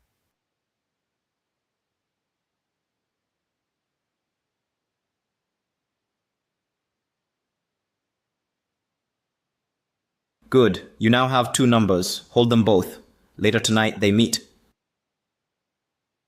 All right. Phase 2. The shift plus growing mastery. Levels 4 through 6. Level 4, close placement. Your attention is more stable now. Still requires effort to hold. You're not coasting yet. Don't think you've made it. But something profound happens at level 4. The elephant, that dark elephant from level 1 that didn't even know you were there, it turns around. It notices you. The monkey of distraction, that frenetic little creature that's been leading the show, it notices you. And here's why level 4 is the most important moment in the whole inner journey. Listen carefully. When the internal elements start looking at you, when you can feel that the relationship has changed, the tide has turned. You're no longer just chasing. You're in relationship with your own mind. From here on, every level is climbing up into mastery. You're not just trying to catch up anymore. The fundamental dynamic has flipped. And here's what ace wiring does at the 3 to 4 gate. The big one. The gate of all gates for our niche. Listen carefully. As mindfulness deepens, as the practice gets quieter, the body starts surfacing what it's been holding all these years. The patterns, the grief, the body memories, the childhood material we've been carrying without knowing. And many of us flee. But the break is still there. We just stopped looking at it. That's called spiritual bypass. And listen, there's no shame in it. None. Most of us have done it. I've done it multiple times. It's a checkpoint a lot of us hit, not a sin some of us commit. Naming it is the first step past it. So I'm naming it here, out loud, for all of us. Level 5, tumming. The mind is becoming trainable. Distractions get recognized quickly. The elephant, finally, is starting to walk where you point. The chase is over. But now the rabbit becomes the main challenge, subtle dullness. Subtle dullness feels a lot like calm, a lot. The work at level 5 is learning to distinguish bright, clear attention from peaceful, foggy attention. And what ace wiring does at the 4 to 5 gate. Important one. Dissociation patterns can disguise themselves as advanced practice. Listen to this. Many ace survivors, many of us, are unusually good at dissociating. We've been dissociating since childhood. We are experts at it. And we can sit in peaceful dullness for hours, looking very enlightened from the outside, while actually not being present at all. Level 6, pacification. Now, resistance to practice diminishes. The mind cooperates more fully. The gross obstacles, the loud thoughts, the bored mind, the body itch, the leg ache, those are mostly handled. Done. What ace wiring does at the 5 to 6 gate. The ego starts fighting dissolution. Listen. As the practice deepens, the false self, the one built from the survival patterns, the one that learned to stay small back in 1987, that false self senses what's coming. It senses that it's about to be unwound, and resistance can spike here. Hard. Different gate, same defense, different surface. If you just recognized yourself somewhere in that phase, type the word breaks in the chat. Just that word.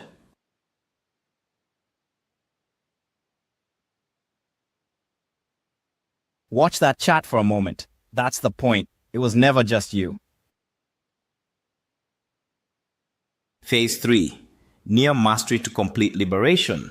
Level 7, 8, 9. Now look, most of us aren't here. Most of us are nowhere close to here. And that's okay. Genuinely okay. Level 7. Full pacification. Even subtle distractions don't derail us anymore. The mind is quite stable. Some effort still required to enter the deep states, but deep concentration is reliably accessible. What ace wiring does at the 6 to 7 gate? The question, who am I without my patterns, becomes unavoidable. An identity crisis can spike here. Level 8. Single-pointed placement. Attention is sustained with minimal effort. Very subtle dullness is the only remaining challenge. And even that's mostly handled. The elephant is trained. We barely need to direct it anymore. It walks where we walk, without instruction.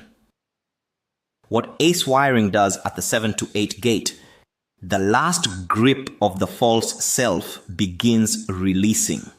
There can be a kind of grief at this gate. That grief is part of the work, not a deviation from it. Level 9, complete mastery. And here's the colorful name I use for this one. Don't judge me. Listen. Unfuckwithable. Mental stability that requires no effort, no discipline. The trained elephant carries you now. Spontaneous attention. The false self has died. The true self has arisen.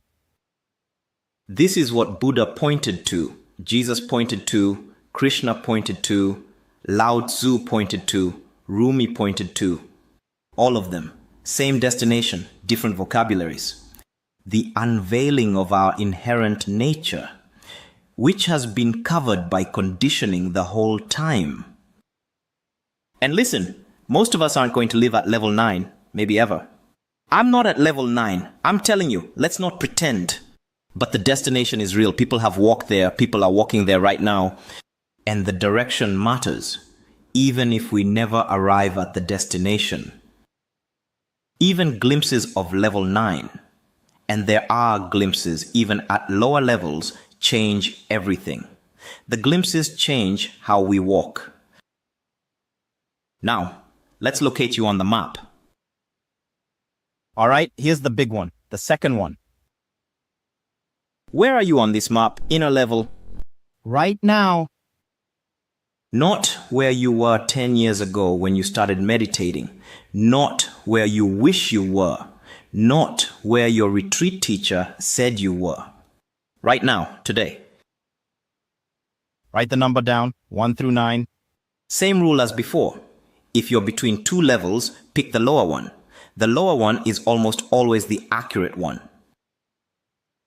Take a moment, take a full minute, sit with the question.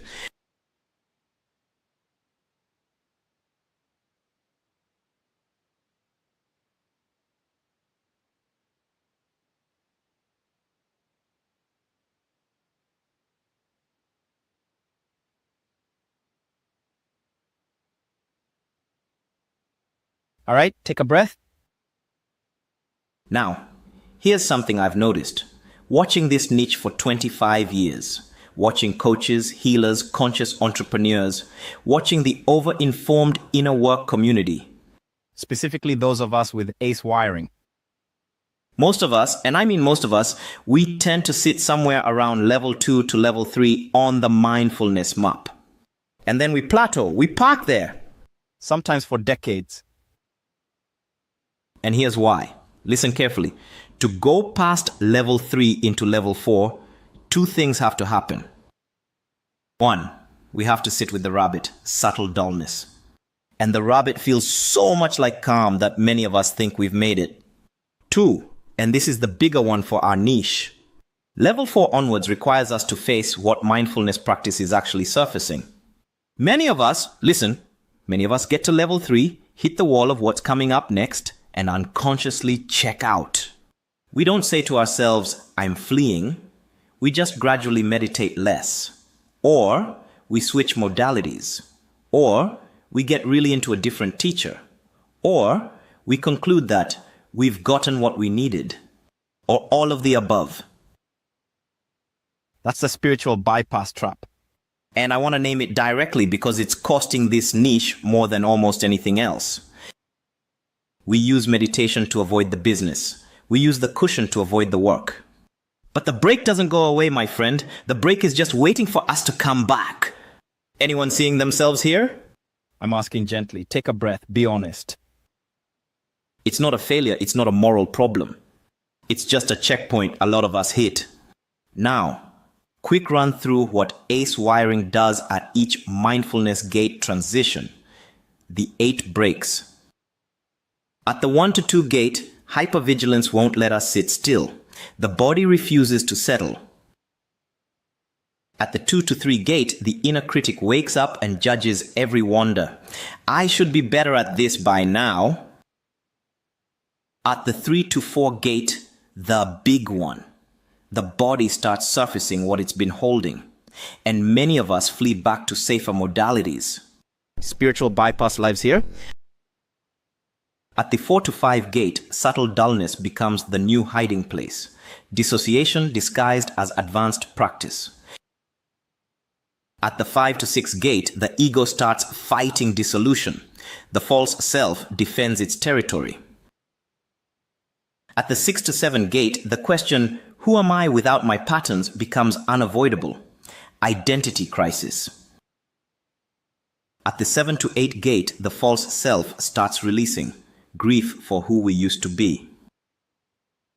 At the 8 to 9 gate, even the practitioner identity drops, the last attachment. Each gate has its own break. Each gate has its own door. All right? Hold this level, the one you just named on the inner map. We're going to overlay it with your business level, the one you named earlier tonight. Very soon now. And here's what's going to happen. Listen. Your specific break, the one that's been firing for years.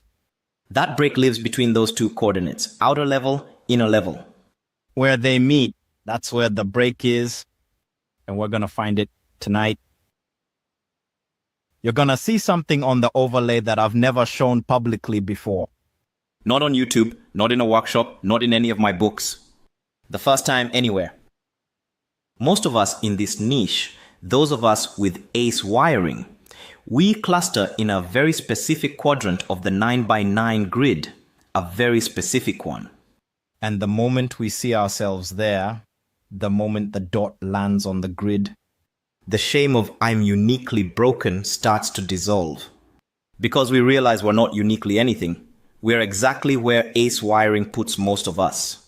A cluster of people, together, on the same patch of the map. And from there, the climbing system actually starts to make sense.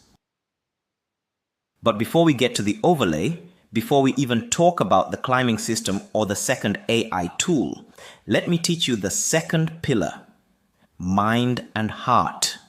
The inner game. Let's go. All right, second pillar, mind and heart. Where the first pillar was, offers and pricing a niche, the outer architecture, the visible stuff. This one is the inner architecture. Beliefs, emotions, self-concept, fear, identity, everything that runs underneath the action. And the name, mind and heart, that's intentional. It's not just cognitive. It's not just emotional. It's both. The mind handles the stories we tell ourselves. The heart handles what we actually feel. And they're working together or against each other every minute of every day. You can't fix the mind alone. You can't fix the heart alone. They're nested. And this pillar, listen, this is what Map 2, the mindfulness journey, is actually training us in. The map shows us where we are on the inner journey. This pillar shows us how to climb each gate of it. So let's go in. Now look, here's something specific to this audience, the opposite of what we said about pillar 1. If the first pillar, economic machine, was the one most of us in this niche underdeveloped, this one, mind and heart, is the opposite. Many of us have heavily invested here. The certifications, the retreats, the therapy, the somatic work, the shelves full of self-help books, the journals, the breathwork, the plant medicine, the masterminds with healers, the vipassanas, the teacher trainings, you name it. If it's been inner work in the last 20 years, many of us have done it. And honestly, we've gone wide. Many of us have done a little bit of everything. But here's the catch. Most of us have not gone deep in any single one. We've stayed at level 2 or 3 of the mindfulness journey. Remember that map? And we've stayed at level 2 or 3 of any specific modality. Wide, not deep. Eclectic, but not embodied. That's why, even with all the inner work, the brake's still firing. And there's another layer to this. Listen carefully. Many of us use inner work to avoid outer work. The cushion as escape hatch. The retreat as a way to not look at the business. The certification as a deferred launch. We'll come back to that, but it's worth naming out loud so we can see it together. All right, first teaching of this pillar, fear. Because fear is the gatekeeper at every gate of the inner map. And honestly, at every gate of the outer map too. Fear is everywhere, so we need to understand it properly. And here's the key distinction. Listen, there are two kinds of fear. Fear as information and fear as bouncer. Let me unpack that. Fear as information is what happens when the body genuinely notices something real. A real threat, a real warning, a real signal from the present moment. The body is saying, pay attention to this. There's something here, something now. Fear as bouncer is different, completely different. Fear as bouncer is the conditioned reflex that fires from the wiring. It's not noticing something real right now. It's reacting to a pattern from before, from childhood, from a moment when the threat was real and isn't anymore. And here's the catch for those of us with ACE wiring. Most of the daily fear that fires in us, most of it is fear as bouncer, not fear as information. The freeze before sending the price raise email, bouncer. The flinch before posting at full volume, bouncer. The launch paralysis at the threshold of visibility, bouncer. The I'm not ready yet, bouncer. So here's the practice. When fear fires, and it will, ask yourself one question, just one. Information or bouncer? That's it. That's the whole question. Don't decide yet. Don't try to fix it yet. Just ask. Just diagnose. And honestly, with a little practice, most of us can feel the difference. Information feels like attention. Bouncer feels like contraction. Different signals, different textures, different bodies almost. All right, second teaching. And this one's going to feed right into the AI coach demo coming up next. So pay attention. The nested 6 layers of a human being. Now look, most psychology and most mindset work assumes a human being is basically just thoughts and feelings. That's it. Just one layer. Thoughts, feelings. So they work at that one layer. And that's fine for some things. But here's the truth. A human being is way bigger than that. We're nested. We're multi-layered.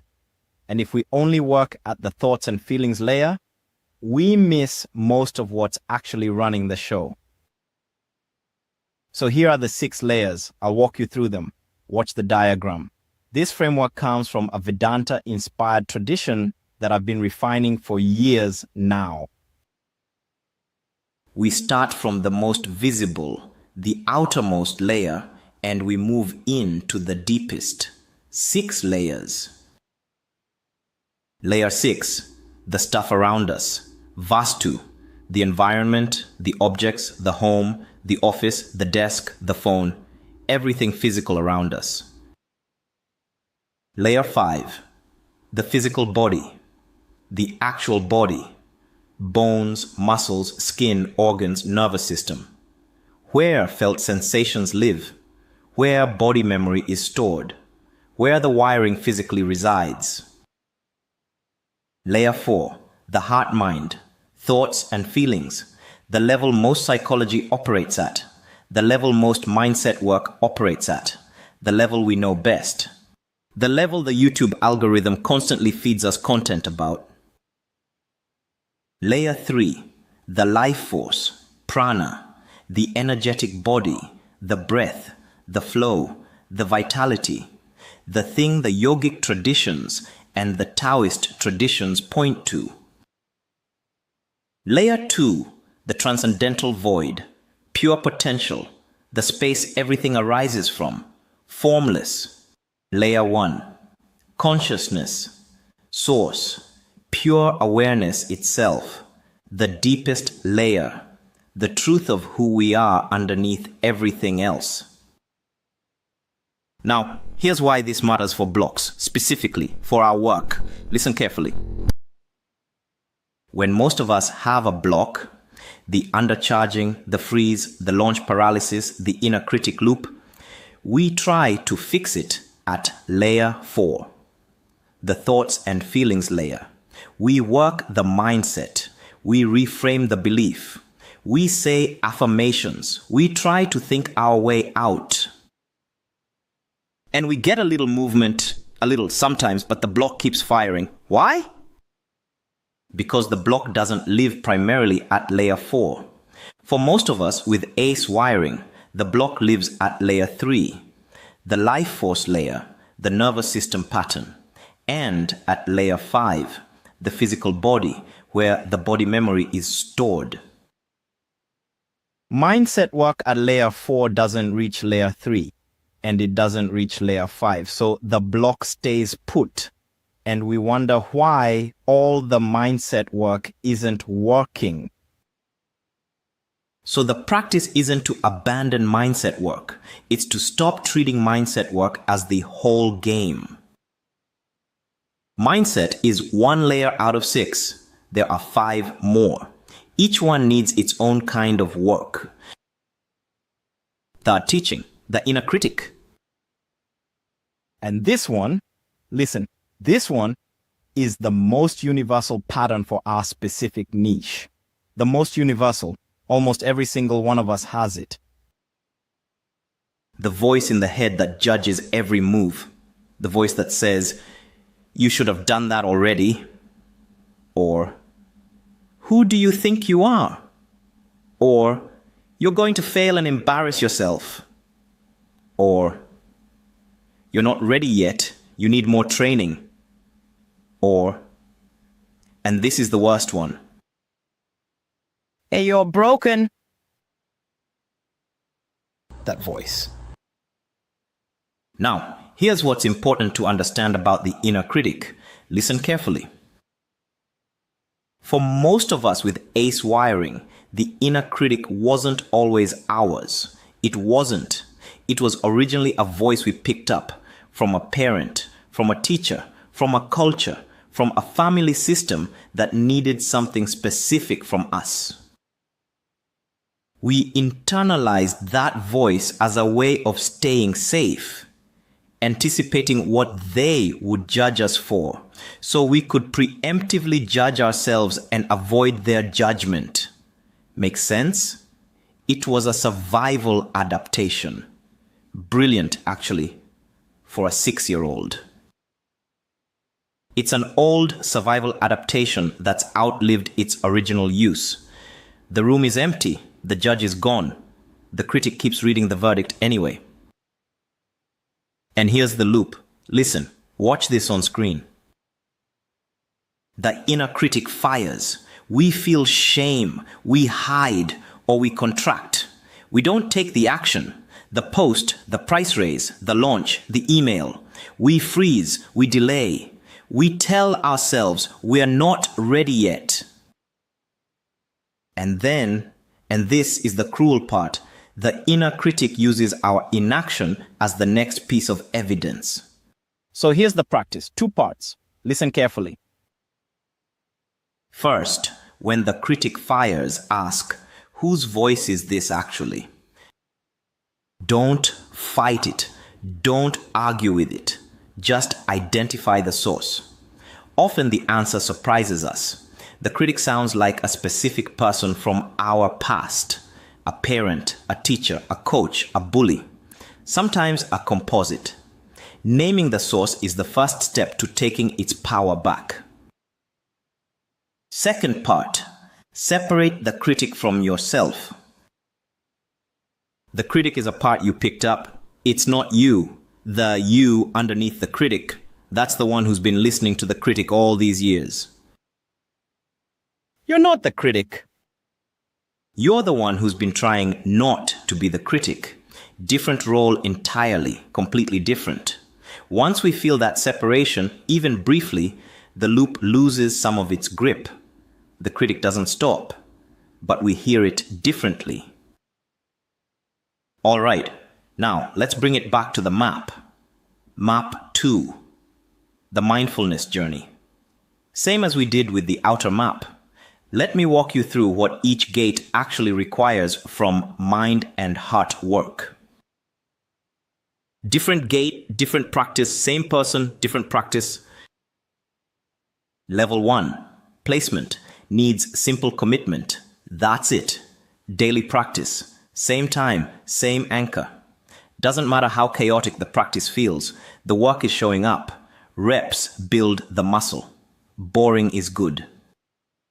Going from level 1 to level 2, the work is sitting through the hypervigilance. The body wants to bolt. We stay, we breathe, we let the elephant settle a little. We don't try to force it, we just don't run. Going from level 2 to level 3, the work is letting the inner critic do its thing without believing it. The critic will judge every wander, every breath that goes wrong, every distraction.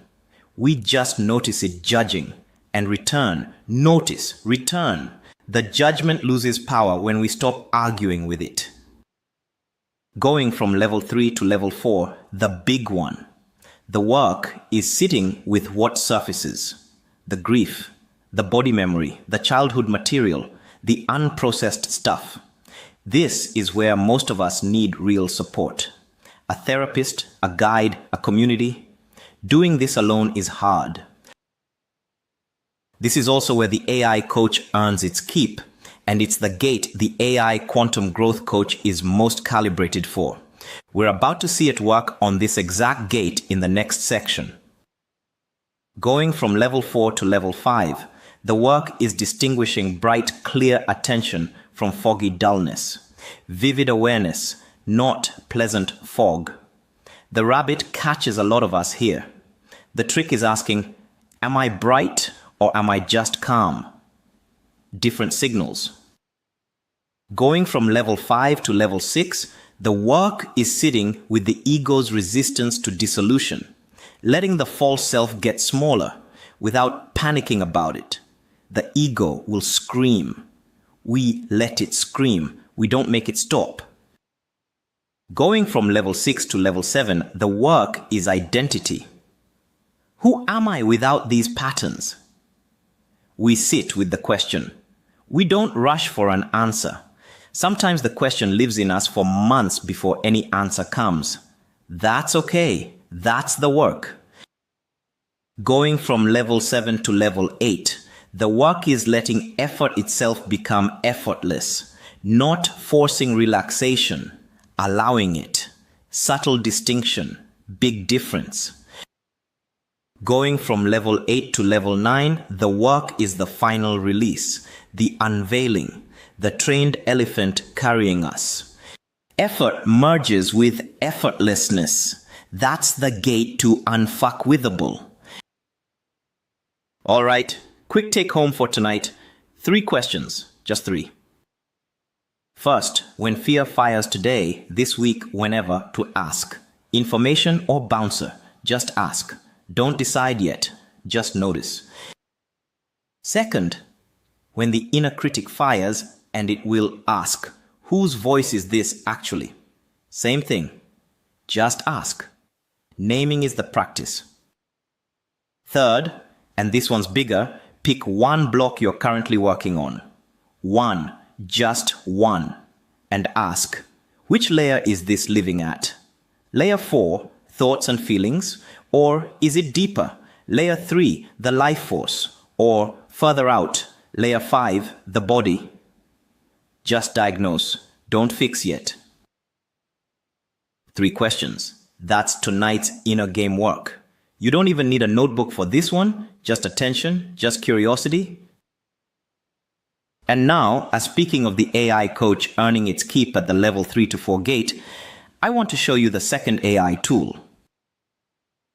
The AI Quantum Growth Coach, different from the Business Strategy OS, different scope, different calibration, different job. Because the diagnostic work we just walked through, the 6 layers, the fear distinction, the inner critic source, this AI does it with you in real time, on a real block. Let me bring it up. All right, speaking of the AI coach earning its keep at the level 3 to 4 gate, let me show you the second AI tool, the AI Quantum Growth Coach. This is the inner game one. Different from the Strategy OS, different job. Let me bring it up on screen. The coach is built on top of Claude, same as the Strategy OS. But where the Strategy OS draws from the consultancy frameworks and the modern entrepreneurship experts and my work, 3 layers, this coach is trained primarily on my work. 20 plus years of it. Over 1,500 files of teachings, every single one of the 324 techniques in the techniques library, the clarity method, the 6-layer model we just walked through, the mindfulness journey, the break fire patterns specific to ACE wiring. So when it answers, it's answering from my work, with my frameworks, with my specific calibration for our niche, different scope than the Strategy OS, different toolkit, different job. And what it does is, it acts as your inner state diagnostic. You bring it a block, a fear, a freeze, a pattern, a loop, something you're stuck on, and it diagnoses what's actually happening, across which layers, at which mindfulness level, what specific practice from the library would dissolve it. And listen, it works in voice mode too.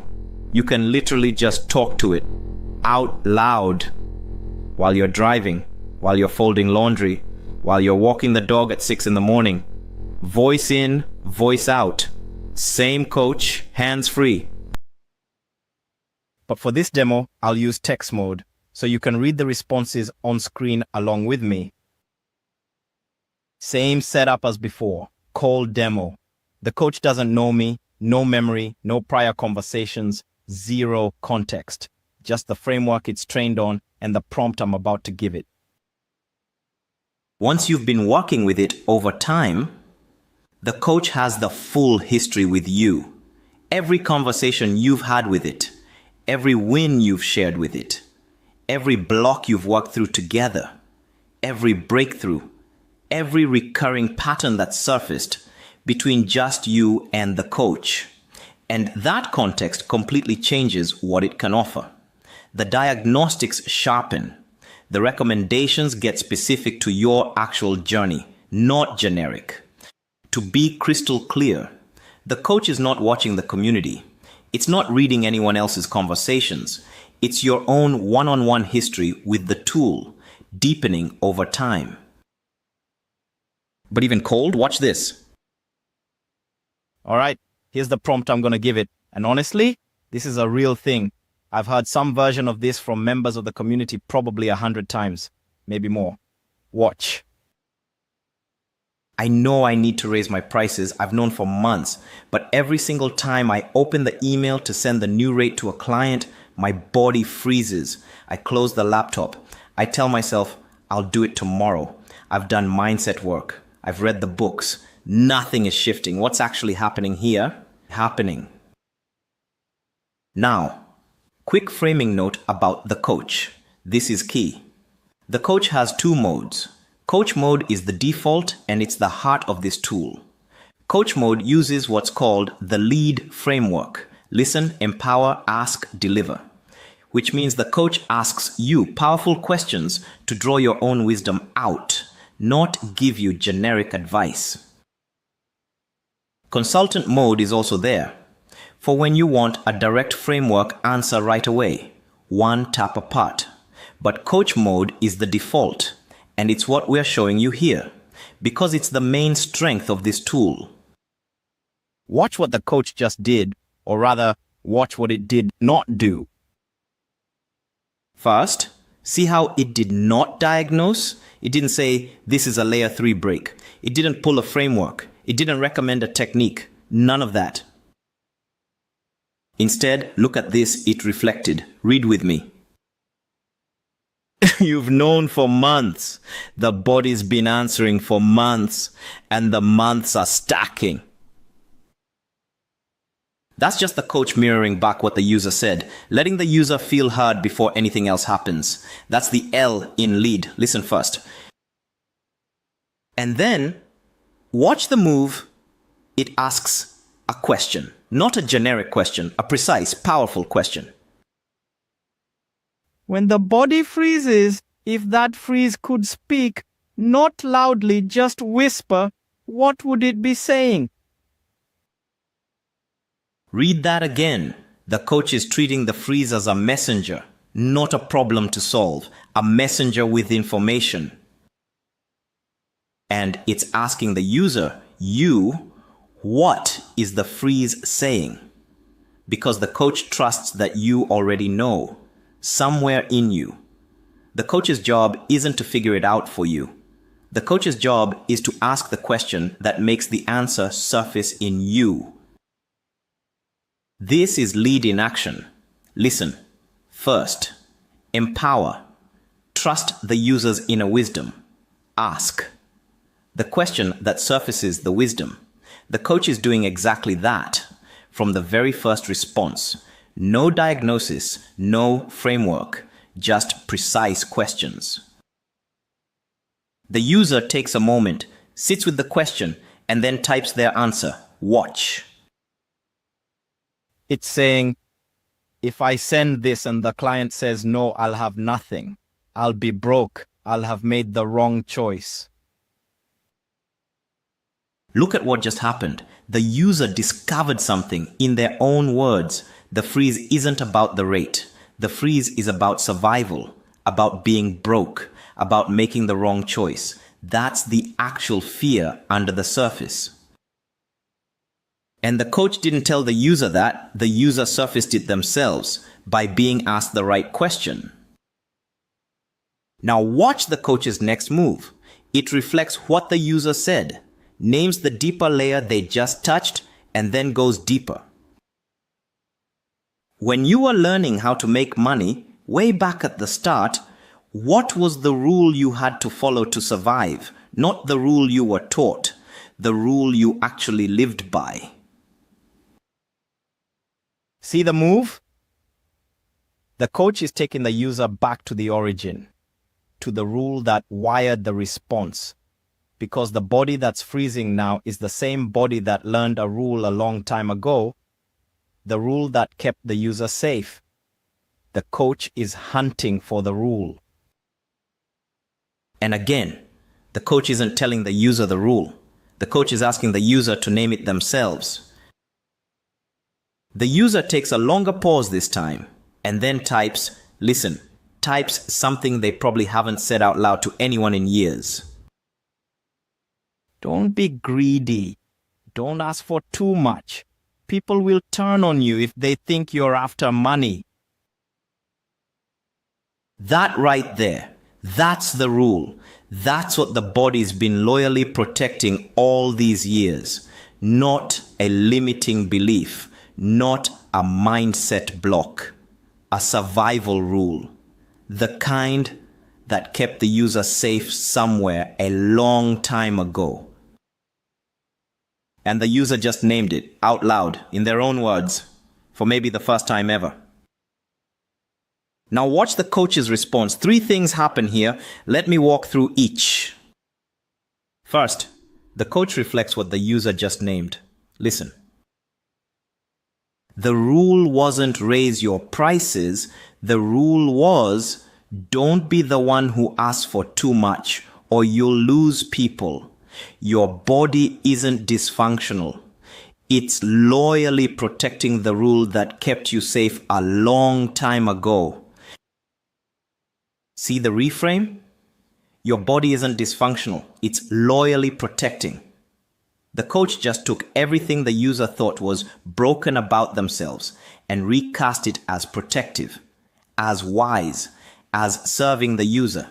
That's empowerment. That's the E in lead. Second, the coach asks one more question, a reframing question, not a diagnostic question, a question designed to loosen the rule's grip.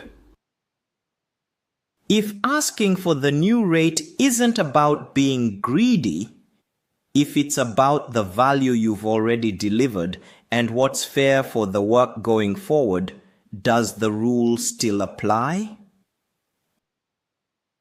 That's the question that does the work. The user can sit with it. They don't have to answer in the moment. But the question is now living in them. It's doing its work even when they're not consciously thinking about it. And third, this is the move that's so distinctive about this coach. It asks permission before delivering anything more. If you'd like, when you've sat with it, I can share the framework that maps what's happening here. The 6-layer model. It can give you a structure for the next step. Want some time first, or shall I share? The coach offers to share the framework, but asks permission, doesn't force it, doesn't assume the user is ready, respects the user's pace. That's the D in lead, deliver. Sparingly, only when invited.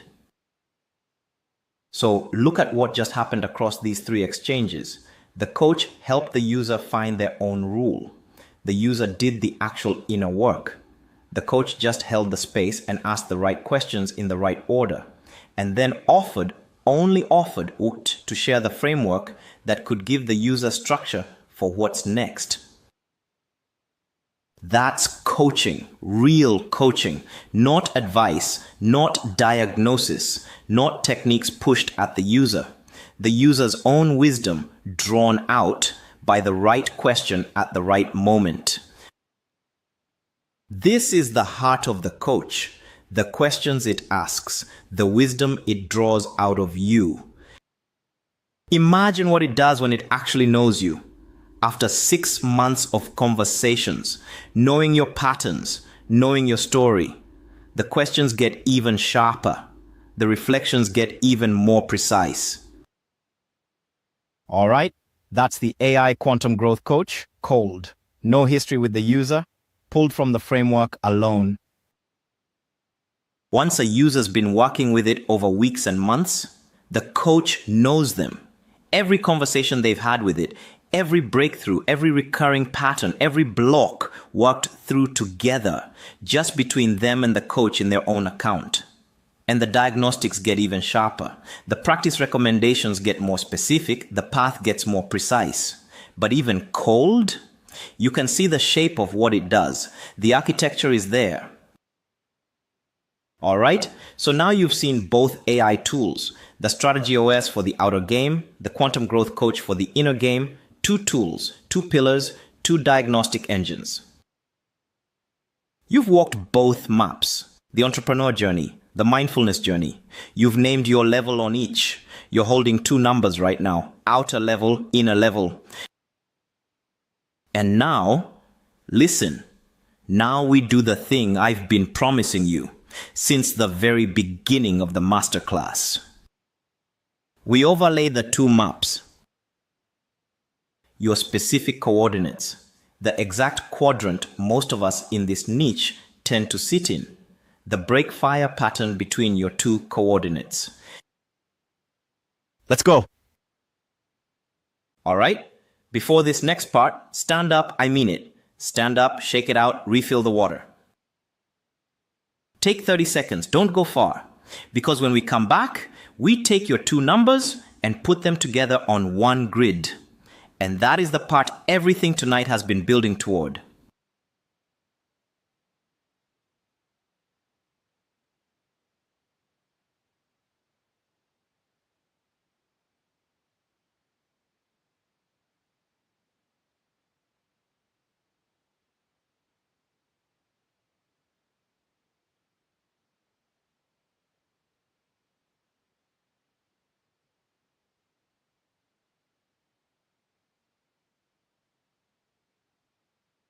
All right, welcome back.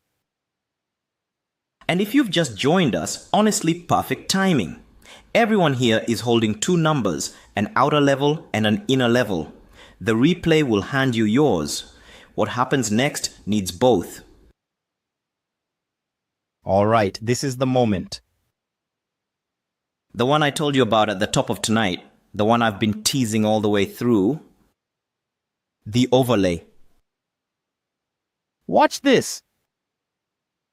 You've named your level on the outer map, the entrepreneur journey, earlier tonight. You've named your level on the inner map, the mindfulness journey, about 30 minutes ago. So right now, listen, you're holding two numbers.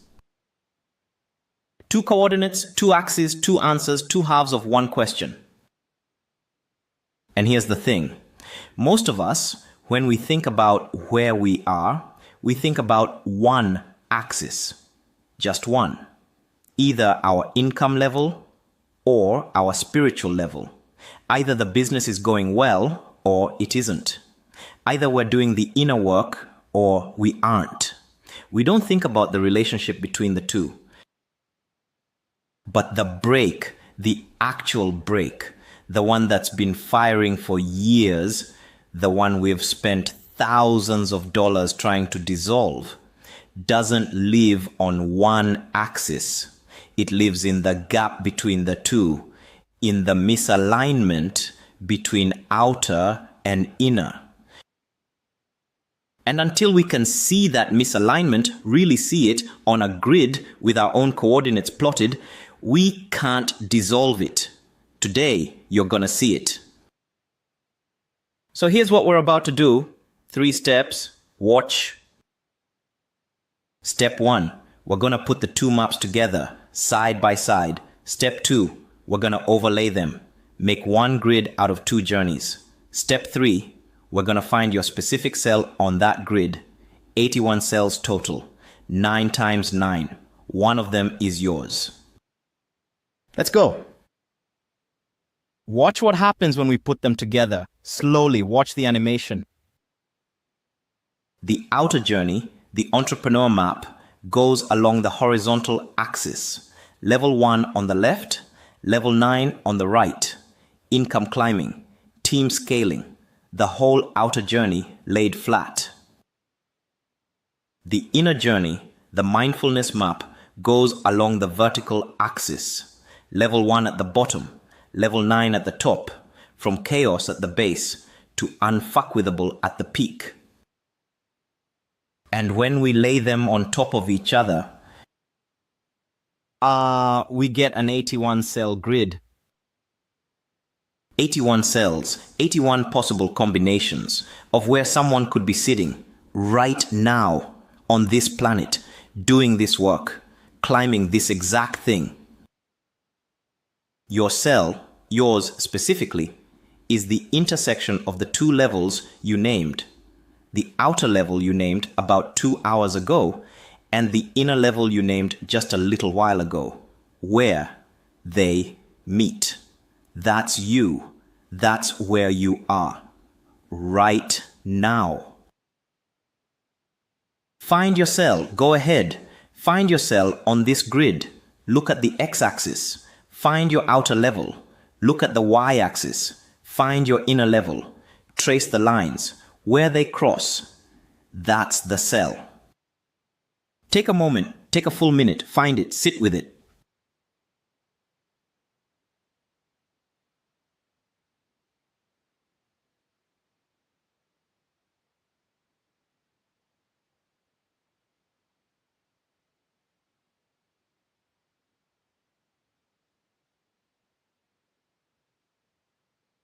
All right, take a breath. Got it? Got your cell? Hold that cell. Hold the actual position you just located on the grid. Don't move off it. Because in the next few minutes, I'm going to show you something about that cell, something specific. That's going to change how you've been thinking about your stuckness. Forever. Now look at this. Here, right here. This quadrant. Outer levels 5 to 6. Inner levels 2 to 3. That 4-cell zone right there with the soft glow on it.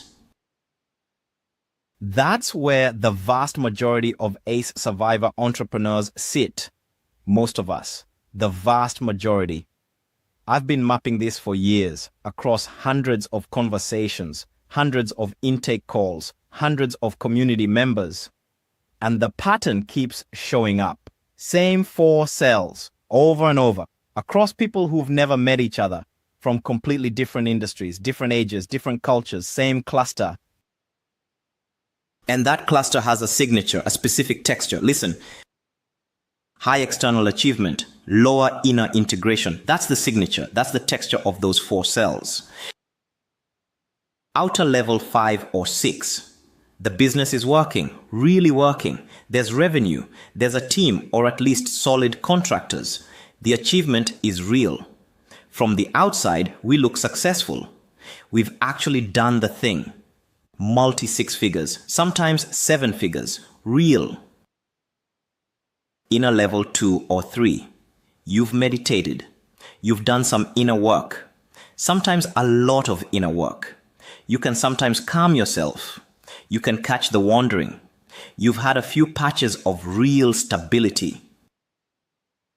But you haven't reached level 4 of the mindfulness journey yet. The shift level. The level where the inner elements start looking back at you.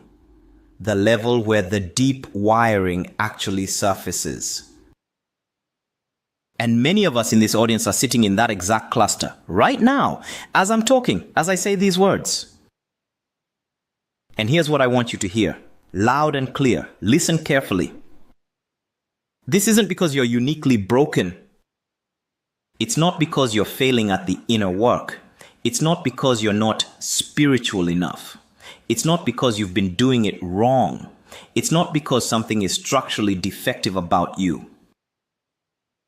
It's because ACE wiring drives both patterns simultaneously, same wiring, opposite effects on the 2 maps. The hypervigilance from ACE wiring drives us up the outer map, the overfunctioning, the perfectionism, the I have to do it myself defense. Those make us productive, successful even. They drive us to level 5 and level 6 of business. Sometimes faster than the people without our wiring. But the same wiring, the body's distrust of stillness, the inner critic, the fear of what's underneath, the dissociation patterns, keeps us lower on the inner map. We can't sit still long enough to climb past level 3. We can't bear what surfaces at the 4 to 5 gate. We use practice to bypass instead of integrate. Same wiring, opposite effects. You're not the only one. You're not even unusual. You're exactly where ACE wiring puts most of us. The shame loop you've been carrying, I should be further by now. Something must be wrong with me. Why can't I just close the gap? That loop loses its footing right here. And here's the thing about the brake. Listen carefully. The brake doesn't fire because we're at level 5 on the outer. It doesn't fire because we're at level 2 on the inner. It fires because of the gap between them, the misalignment. The bigger the gap, the harder the brake fires. That's the mechanic, right there. That's the diagnostic principle. Let me show you what I mean. Watch the grid. I'm gonna light up 4 specific patterns, 4 cells, 4 different versions of misalignment. See if you recognize yourself in any of them. Pattern 1, outer level 5, inner level 2. The high output founder running on hustle. The business is impressive. 6 figures, sometimes mid 6 figures. The body is exhausted, has been for years. The brake fires every time we try to slow down. Because slowing down means feeling the gap, means feeling the body that's been pushing through for years. So we don't slow down. We just keep producing. Output, output, output until the body stops us. Burnout, collapse, the 4 a.m. panic. Same pattern, different person every time. Pattern 2, outer level 3, inner level 5. The practitioner with deep peace, no business, beautiful inner state, really beautiful. They can sit, they can feel. They've done the work. Pattern 3, outer level 6, inner level 2. The scaled business, the fragile founder, the successful but secretly miserable pattern. This one is the one that broke me, pretty much exactly. I sat in this cell for years. Outer 6, inner 2, bestseller, successful film, speaking engagements, and inside, fragile, exhausted, drowning. The kind of drowning where everyone looking from the outside thinks you're swimming. Everyone looking at the business sees success. Inside, the founder is running on fumes. The brake fires every morning. In the 5 a.m. wake up where we ask, is this all there is? That question, that specific 5 a.m. question. Many of us have lived in that cell. Some of us are living there right now. Pattern 4, outer level 4, inner level 4. Listen to this one. Aligned. Slower climb than the hustlers. Less impressive on Instagram. Less LinkedIn worthy. But the brake fires way less. Because the misalignment is small. Tiny gap. The brake has almost nothing to fire on. The work feels lighter. The breakthroughs come more consistently. The energy stays steady. This is what alignment looks like at this stage of the journey. Not level 9 of either map. Not enlightened. Not $100 million business. Just both axes lifting together. Holding hands. Walking at the same pace. So, I want you to look at your cell again. The one you found a few minutes ago. Your specific cell, and look at the gap between your outer level and your inner level. The actual distance, the actual misalignment. That gap, that's where your brake actually lives. That's the work. So, the fix isn't what most of us have been trying. Listen carefully. This is where the reframe lands. We've been trying to climb one axis at a time. Just one. Just the business. Or just the inner work. Stack of business books 1 month. Stack of healing books the next. But the brake is in the gap. So fixing one column doesn't dissolve the brake. Sometimes, listen to this, sometimes it makes the gap worse. Watch this. We climbed the business map from level 4 to level 5. Cool. We just got better at the outer game. But now our inner state has to do double the work to catch up to where the outer is. The gap just got bigger. The brake fires harder. The actual fix? Lift both at the same rate. Slowly, together. Climb both maps simultaneously.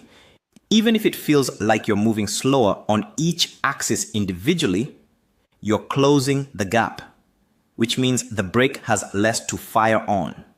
which means the work gets easier, which means the climb compounds. That's the secret. That's the whole secret of this masterclass. Right there. For now, just hold this principle. Listen. The brake fires at the misalignment. The cure is alignment. And alignment isn't a destination, it's a rate. Lift both at the same rate. That's the whole game. Now listen to me. If you've been with me all night, really listening, if you've been finding yourself on the maps, if you've been catching yourself going, oh wait, that's actually me, that feeling has a name. It's recognition. And I'm telling you, recognition is the first medicine, the very first one. You weren't broken. You were stuck in a misalignment that nobody had named for you. And now it's named. You see your coordinates. You see the cluster. You see the gap. And the work from here? It isn't about being smarter. It isn't about trying harder. It isn't about doing more inner work. It isn't about doing more business work. It's about closing the gap, both axes together, slowly. And that work, the actual climbing system, week by week, that's what the rest of this masterclass shows you how to do. But right now, right this moment, I want you to do one thing for me, all right? Just one. Sit with your coordinates. Write them down. Both numbers, your outer level, your inner level, and the gap between them, that distance. Write the gap down too. Because that gap, my friend, that's the most important data of everything that follows tonight. Take a moment, take a full minute.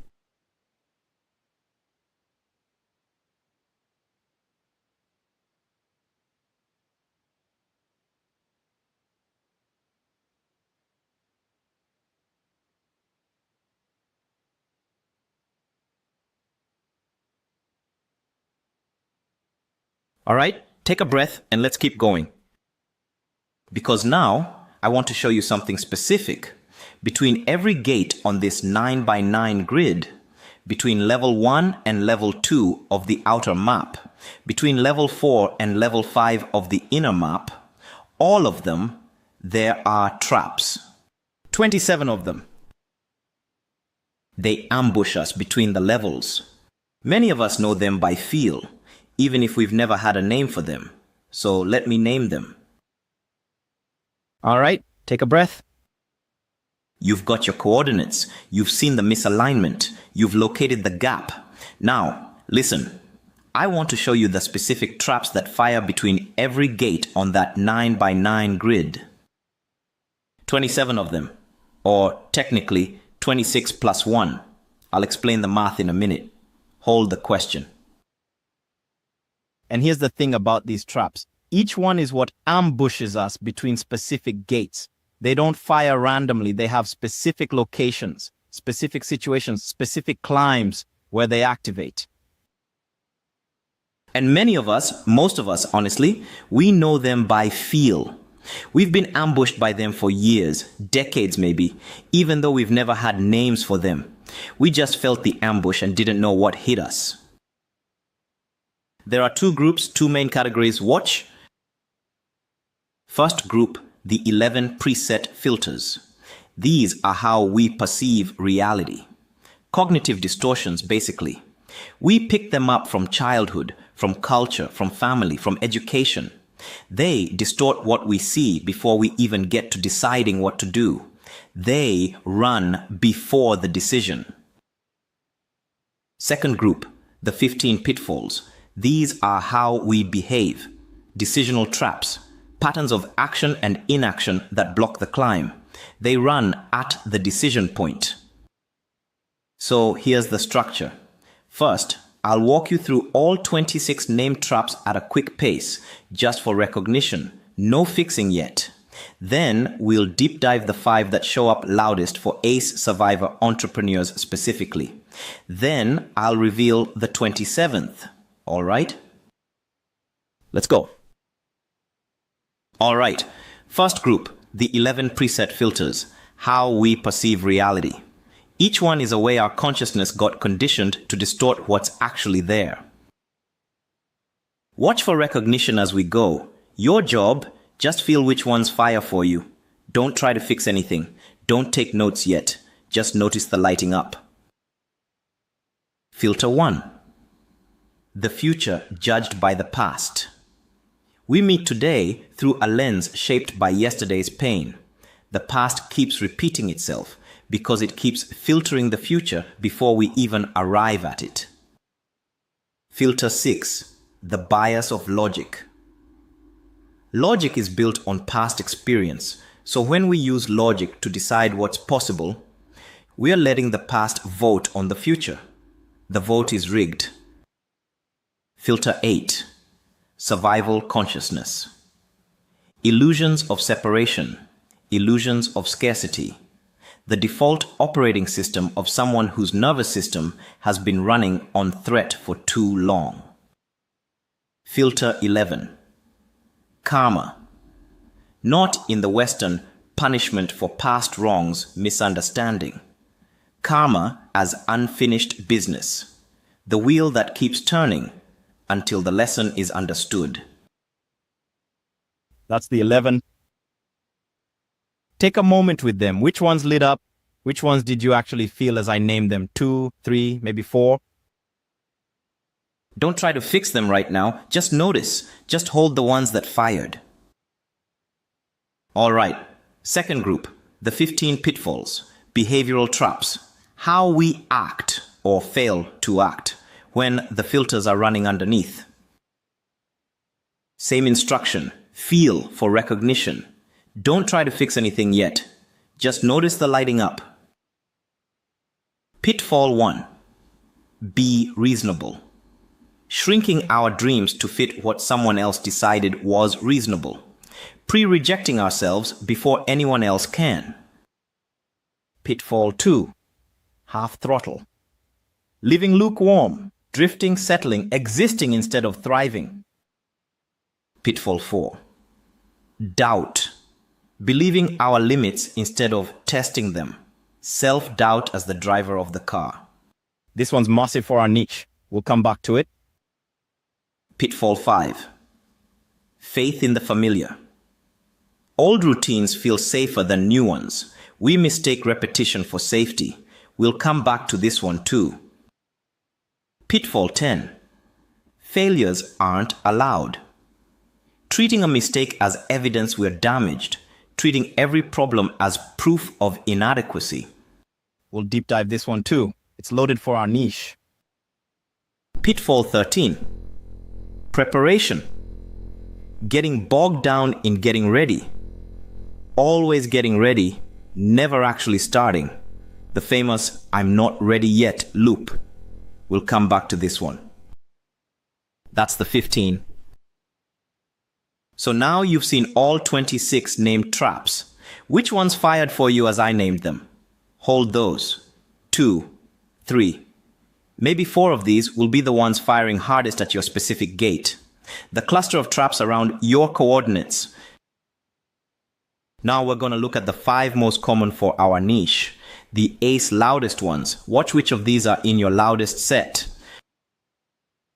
Alright, 5 deep dives. Watch. These are the traps that fire loudest at our common cluster. The ones I see fire most often in the people I work with. The ones with specific signatures for ace survivor entrepreneurs. 5. Pay attention to which one fires loudest in you as I describe each. Deep dive 1, the doubt pitfall. My name for it is doubt. The audience's name for it, the one you've heard 1,000 times, imposter syndrome. Same animal, different label. For our niche, listen, doubt isn't a thought. It's a wiring pattern. The body says no before the mind even gets to weigh in. By the time the conscious thought, "Who am I to do this?" shows up, the body has already contracted. The thought is the echo, not the cause. The release? Not arguing with the doubt. We can't win that argument. The doubt has been preparing for decades. The release is taking the action one time despite the doubt. Just one rep. The body learns from action, not from convincing. Deep dive 2. Faith in the familiar. The pattern where old routines feel safer than new ones, even when the old routines aren't working, even when they haven't worked for years. For ACE wiring, this one is particularly cruel because the familiar our body coded as safe in childhood was often the opposite of safe. So we are literally faithing into harm because it's the harm we know. Familiar pain feels safer than unfamiliar peace. Read that again. Familiar pain feels safer than unfamiliar peace. That's the trap. The release, naming the familiar as the trap, out loud. This feels safer because it's familiar, but familiar isn't safe. It's just familiar. Then a small step toward the unfamiliar. Tiny. Don't go big, go new. New is the medicine. Deep dive 3. Failures aren't allowed. My name. The audience knows it as perfectionism, as the shame spiral, as, and this is the worst version, if I make a mistake, that mistake is me. I am the mistake. For ACE survivor entrepreneurs, this one is rooted in specific moments in childhood. The moments where a mistake led to consequences that were way out of proportion, punishment that didn't match the act, withdrawal of love that didn't match the wrong. The wiring learned, very young, mistakes equal danger, not mistakes are learning opportunities. Mistakes equal danger encoded. The release? Reframing failure as evidence of trying. The Pathfinder has a great line on this. Failure isn't the opposite of success. It's part of it. Every failure shows you what's not the way. Treat each failure as a successful experiment in elimination. Deep dive 4. The preparation pitfall. Audience name? The famous I'm not ready yet loop. We keep getting ready. Researching, learning, preparing, reading the next book, taking the next course. We never actually start. The release? A bias towards starting. Start before you're ready. Start ugly. The Pathfinder is explicit on this. You'll learn more in the first week of doing than in the first year of preparing. Every time. Deep dive 5. The future judged by the past filter. This is the root filter, the one that holds all the others in place, the chassis, the foundation. For ACE wiring, this is the filter. Every present moment gets distorted by past pain before it ever reaches conscious thought. The future gets pre-rejected based on what happened a long time ago to a much younger version of us. The release? Conscious awareness and the willingness to release past attachments. That's the work. Not fixing the past, not even healing it directly, just noticing, moment by moment, when the past is filtering the present and gently asking, what's actually true right now? That's the practice. That's the release. 5 deep dives. Doubt. Faith in the familiar. Failures aren't allowed. Preparation. Future judged by the past. Pick one. The one that fired loudest, as I named it. The one your body went, oh, that's me on. That's the trap firing hardest at your specific gate. Right now. Hold that one. We're going to come back to it at the take home. All right. Promise time? I told you when we opened the traps, 26 plus 1. So where's the 27th? Let me show you. The 27th trap is fear itself. Not a specific trap. The engine behind all 26. The thing that powers them. The thing that animates them. The thing that makes them fire. Watch this. When you look at the 26 we just walked through, Every single one of them has fear underneath it. Listen. The doubt pitfall, fear of being seen as a fraud. Faith in the familiar, fear of the unknown. Failures aren't allowed, fear of being damaged, of being broken. Preparation, fear of starting, fear of being seen at the start. The future judged by the past, fear of repeating old pain. Survival consciousness, fear of scarcity. Half throttle, fear of being fully ourselves.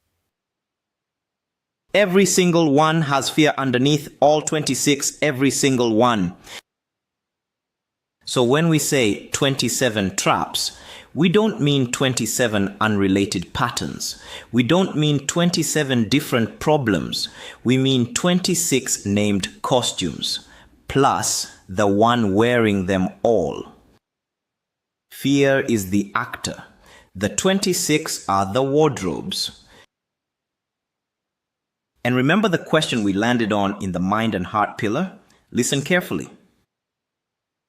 Fear as information or fear as bouncer? That question, that one question, goes underneath every single one of these traps. If you can ask that question, you have a key to the whole wardrobe. The trap looks like 26 different things. Underneath, it's one thing. And if you can address the one thing, the 26 costumes lose their authority. This is why naming the trap matters. As long as we keep treating each of the 26 as separate problems, we get exhausted trying to fix them one at a time. Fix the doubt, fix the perfectionism, fix the procrastination, fix the comfort junkie. Fix, fix, fix. We never get to the bottom. But once we see they're all costumes of fear, the work simplifies. We don't have 26 problems. We have one. And we have a method for it. All right, take home for tonight. One step, just one. Name the trap that's sitting in your gate right now. Just one. The loudest one. Maybe it's one of the 5 we deep dived. Doubt. Faith in the familiar. Failures aren't allowed. Preparation. Future judged by the past. Or maybe it's one of the other 21 you heard named. Doesn't matter which one. Pick the one that fired hardest when you heard it. The one your body recognized. Write it down tonight. Now if you can, just name it. Make it visible. The naming is the move. Then, and this is the key, ask the mind and heart question about it. When this trap fires, is it fear as information or fear as bouncer? That's it. That's tonight's diagnostic. Don't try to fix the trap yet. Don't write a plan. Don't problem solve. Just name it. Locate the fear underneath it. Identify the type. Naming is the whole first move. The fix comes later. Right now, just naming. So look at what we've got now. Listen to where we are. We've got coordinates, your specific cell on the 9x9 grid. We've got the gap, the misalignment between outer and inner. We've got the specific trap, firing hardest at your specific gate. We've got the engine, fear, wearing 26 costumes. We're getting really precise about your specific stuckness now. But there's one more piece before the climbing system itself. One more pillar, the third pillar. And that piece is spirit and flow, the alignment between the inner and the outer climb, the deepest layer. This is where the masterclass gets deeper than most things I've ever taught. Stay with me. Let me show you how it works. Let's go. All right, third pillar, spirit and flow. Now look, I want to be really honest with you about what this pillar actually is, because in the planning of this masterclass, I almost watered it down. Almost. Because the word spirit carries baggage for a lot of us. Religious baggage, cult flashback baggage, hippie baggage, whatever. And I was tempted, really tempted, to make this section safer, to soften the edges, to use more neutral language, to not say the bold things out loud. But that would have been a disservice to you, so let me speak to it the way I actually teach it, the way I've been teaching it for 25 years, with the actual depth, not the safe version. Spirit and flow isn't just the alignment pillar between economic machine and mind and heart, though it is that on the surface. At a much deeper level, listen carefully, this pillar is a complete revision of who and what we actually think we are. A revision of our self-view, a revision of our worldview, both at once, both changing together. And here's the thing. Most of us don't even realize we have a self-view and a worldview installed in us. We just live inside them, like fish in water. We don't see the water. We don't notice the lens. And the break we've been working on for all these hours? Listen, most of it is downstream of that lens. So if we don't revise the lens itself, the self-view, the worldview, we end up just rearranging the break. We never dissolve it. Now, here's the invitation framing. Important. Listen. What I'm about to walk you through is one possible new self-view and world-view. Not the only one. Not the truth.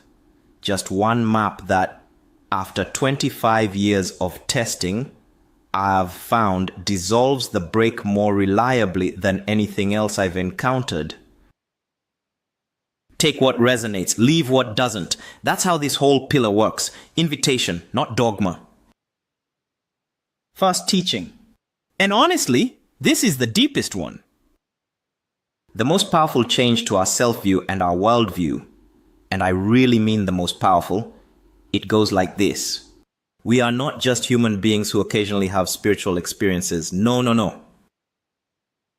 We are spirit having a human experience. And specifically, and this is going to sound bold, so stay with me, we are the creator, each of us. Not a metaphor, not a poetic flourish, not we are like the creator. We are the creator. You are God, or whatever word lands for you. Source, the I am. Consciousness, the self, spirit, the field, the divine, the Tao. Different names, same referent. You are it. Wayne Dyer said this beautifully. And I want to read you a passage that the first time I heard it 20-something years ago, it broke something open in me that's still broken open. Listen. This is the ineffable secret, the ultimate illumination, the key to peace and power. You are God. You are God. You are the I am that I am. You are consciousness. You are the creator. This is the mystery. This is the great secret known by the seers and prophets and mystics throughout the ages. This is the truth that you can never know intellectually. Within each and every one of us, there is a place inside of each and every one of us that is all-knowing, that is almighty. There is actually a fragment of God. The Creator has planted within every creature a fragment of Himself, a spark, a spirit of the same nature of Himself. And thanks to this spirit, every creature can become a creator. That's Wayne Dyer. Let me sit with that one for a second. Even after 25 years, it still lands on me. Now look, I want to be really clear about something. I'm not pushing a religion here, all right? I'm not Christian, I'm not Buddhist, I'm not Hindu, I'm not anything. What I am is someone who's noticed, after 25 years of doing this work, after the crash I told you about earlier, after watching this same shift happen in client after client after client, that this particular reframe of self-view changes everything. From I am a separate little human trying to figure life out alone, to I am the creator playing the game of being a human. Same circumstances, same Tuesday, same coffee in the morning, completely different operating system underneath the whole experience. And listen to this, the brake stops firing the same way because the system running the brake, the whole identity that the brake was defending, has been replaced with something bigger, with what was always there underneath. Now look, I just told you something pretty bold. You are the creator having a human experience. And honestly, for some of you, that landed straight in. You felt it. Good. Stay with that. For others, your intellectual brain is going, okay, David, that sounds nice, but where's the proof, right? Where's the science? Where's the evidence? So, I want to give you the physics. So I'm going to walk you through 5 miracles of quantum energy. Watch this. Miracle 1. Are you ready for this? Your physical body, the one that feels solid to you, is approximately 99.999999% empty space. Not metaphorically, literally. That's miracle 1. Miracle 2. That empty space inside you, turns out it's not empty. Science has actually proven this. The vacuum, what we call empty space, is full of energy. So full that, listen to this, if you took every star in every galaxy in the entire universe, billions of galaxies, billions of stars in each one, and you compressed them all into 1 cubic centimeter of space, you would still not reach the energy density of empty space. Empty space is denser than the entire physical universe compressed into a cube the size of a sugar cube. Let that land for a second. So you are mostly space, and that space is mostly energy, incomprehensibly dense, magical, conscious energy. That's what you actually are, not the small solid thing you've been thinking you are. Miracle 3. The atoms that make up your body and everything you see around you, they are not stable physical objects. They are quantum packets of energy that flash in and out of existence. 50 billion times per second. Your body is being recreated from the quantum field 50 billion times every single second of your life. It only looks continuous because the flashes are too fast for your eyes to catch. Miracle 4. So, what holds the flashes together, right? What makes you look like a body and not a cloud of probability? Information? Physical reality is light, trapped by information. The information is what creates the patterns. The patterns are what create the apparent solidity. And the source of the information? Well, that's where this gets really interesting. Miracle 5. The source of the information that holds the quantum flashes in pattern. Consciousness. Your consciousness. The observer effect, proven in quantum physics for over 100 years now, shows that the act of observation actually shapes what is observed.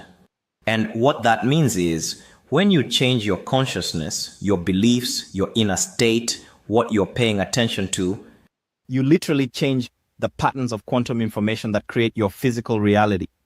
You're doing it right now, constantly. So now, you see why physics and spirituality are meeting in the middle. The mystics have been saying, you create your reality with your consciousness for thousands of years. The quantum physicists are now saying, finally, the observer shapes the observed at the most fundamental level of reality. The mystics had the metaphor, the physicists are now providing the math. And that's why the spirit and flow practice we're about to look at actually works.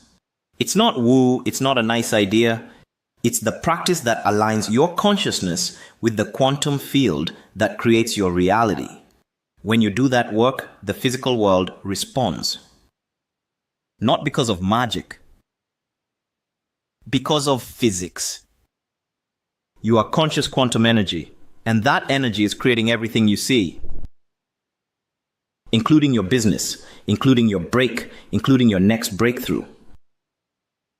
Second teaching, listen.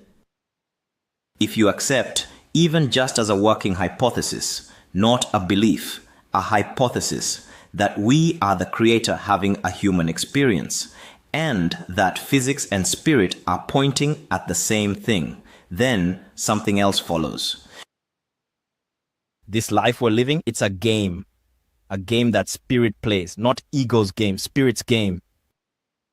And that changes everything. Ego's game looks like this. Watch. This is the operating system most of us are running. Default, inherited, unexamined. I am separate. I am alone. I have to figure it all out by myself. I have to make it happen through force. The world is against me. If I fail, I'm done. There's not enough to go around.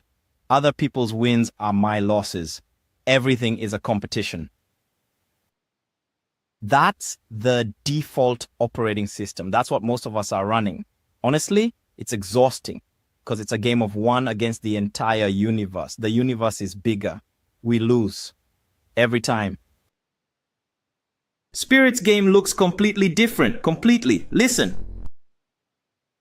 I am part of something vast. I am never alone.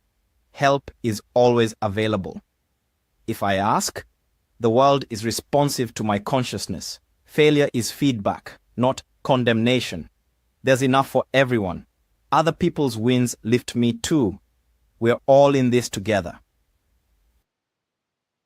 Same life, same circumstances, same coffee in the morning, same Tuesday.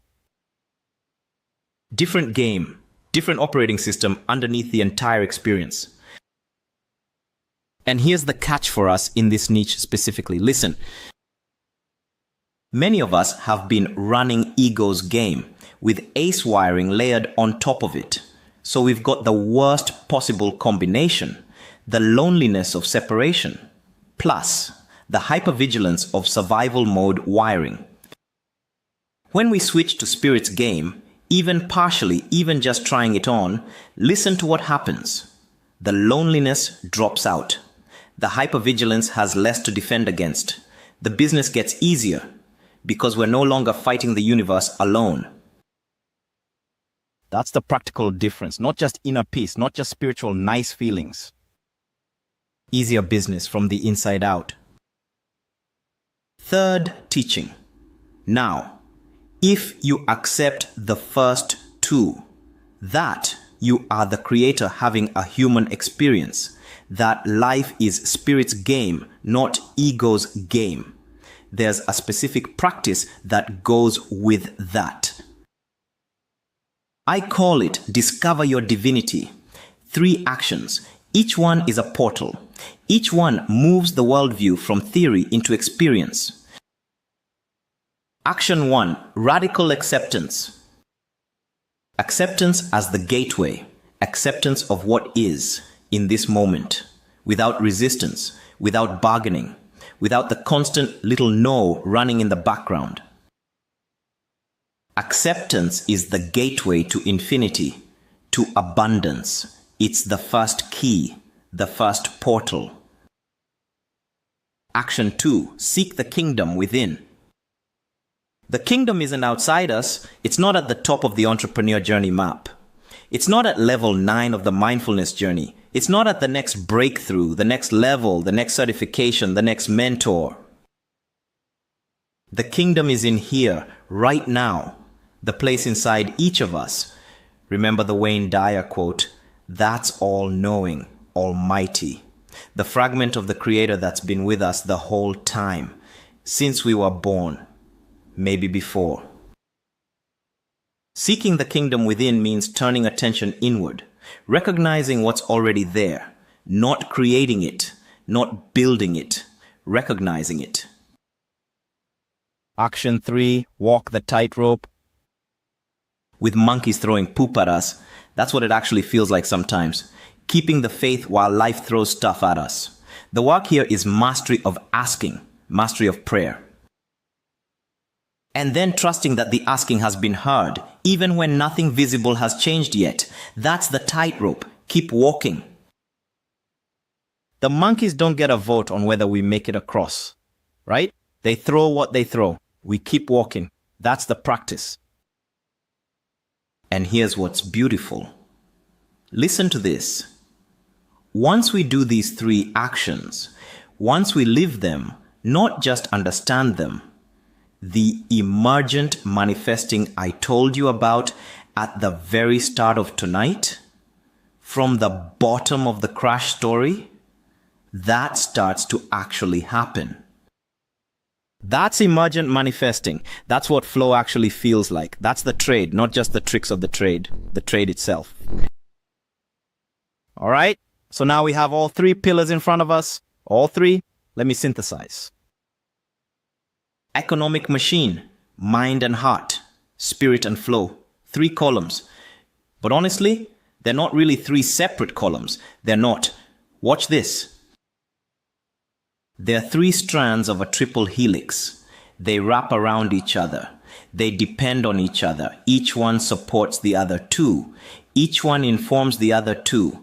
They climb together. They fall together. They integrate together. Watch this. Each pillar answers one fundamental question. Watch carefully. Economic machine asks, how am I building? The mechanics, the strategy, the execution. Mind and heart asks, what's in the way? The brake, the wiring, the patterns.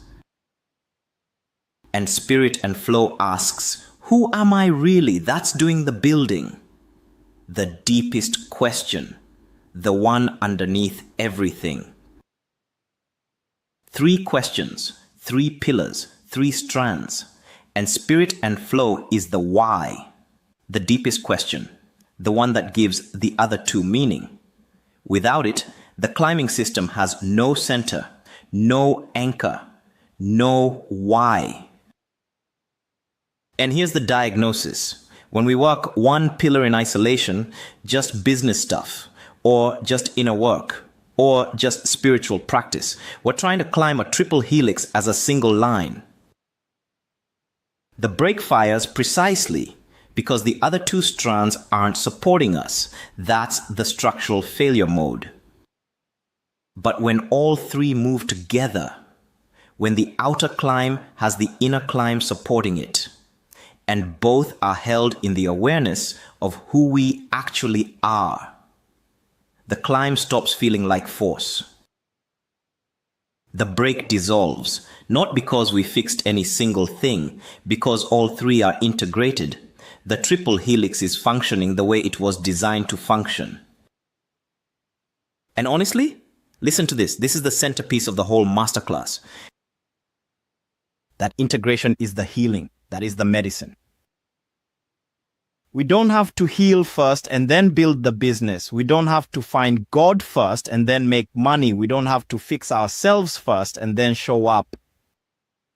Building the business with all 3 pillars moving together, with the right WHO underneath them, is the healing.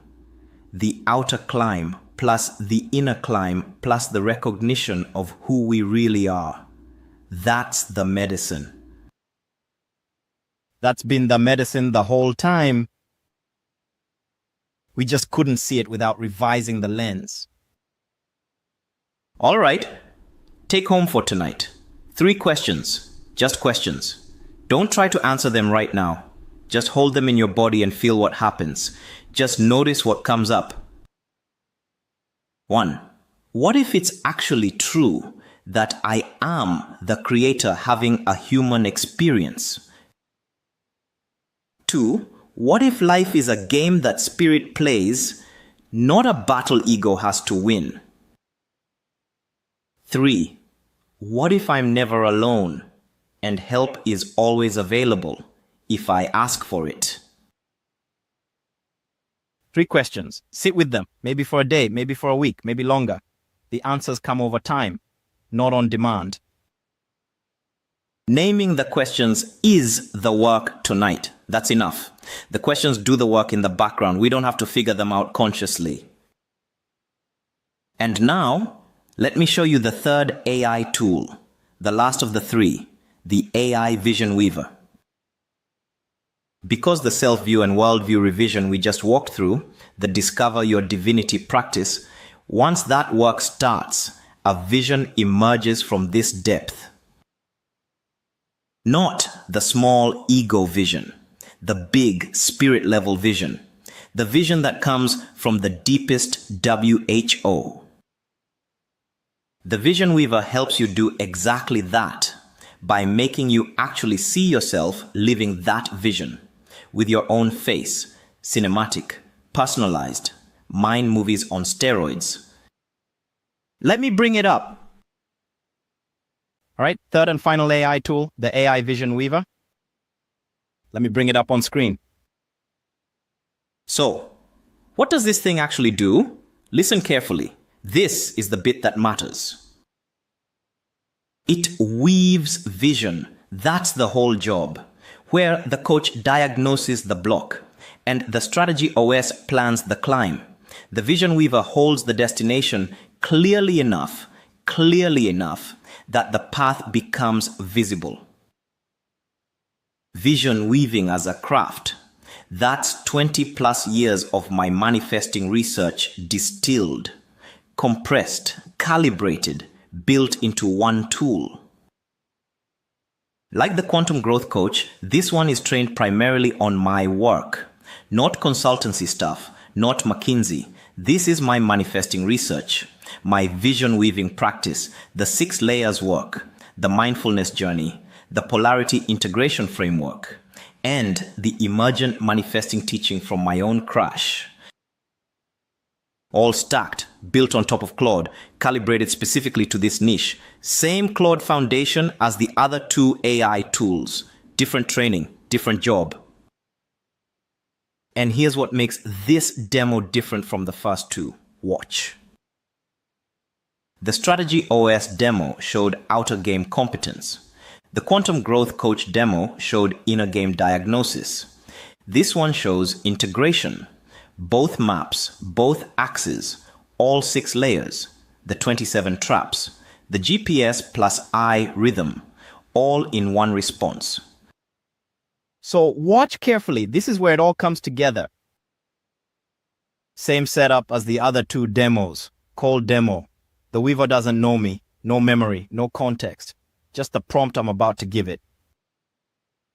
Once a member's been using it over time, this same Weaver knows their coordinates, their cluster, their current level, their last 6 months of work with it, their previous visions, their wins, their patterns, all from their own use of the tool, not from anything the Weaver is watching elsewhere. And what it generates for them is entirely different, calibrated to you specifically, with your story underneath, not the abstract version. But even cold, watch what it does.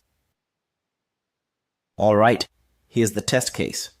But notice, Vision Weaver is different from the other 2 tools we've seen. It's not a question and answer tool, it's a visualization power engine.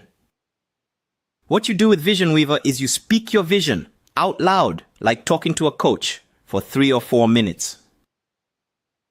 So here's what our user does. They open the app, tap the mic, and speak.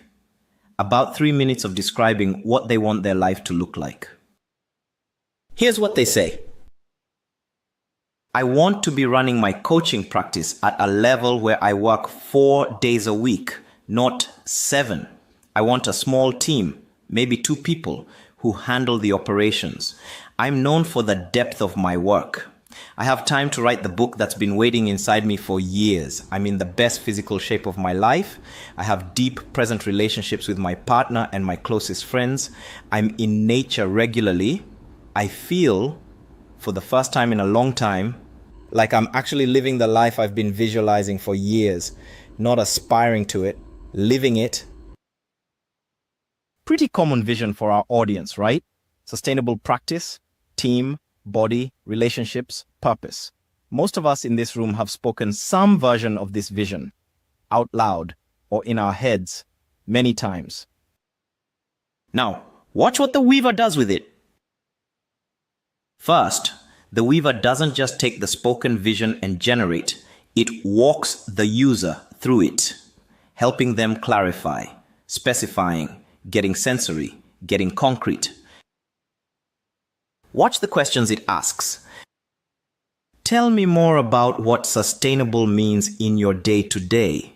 Walk me through a Tuesday in this vision. When you say best physical shape of your life, what does morning look like? Where are you? What are you doing? Be specific.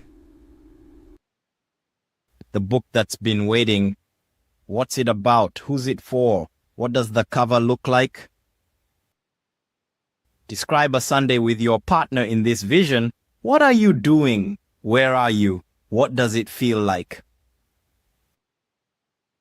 See what's happening? The weaver is helping the user see their own vision in detail, not abstractly, specifically, sensory, body level, time of day level. The user answers each question, maybe a sentence, maybe a paragraph. The weaver listens, asks the next one. By the time they're done, maybe 5 or 6 minutes, the user has the clearest version of their vision they've ever had. Each scene, each detail, each layer specified.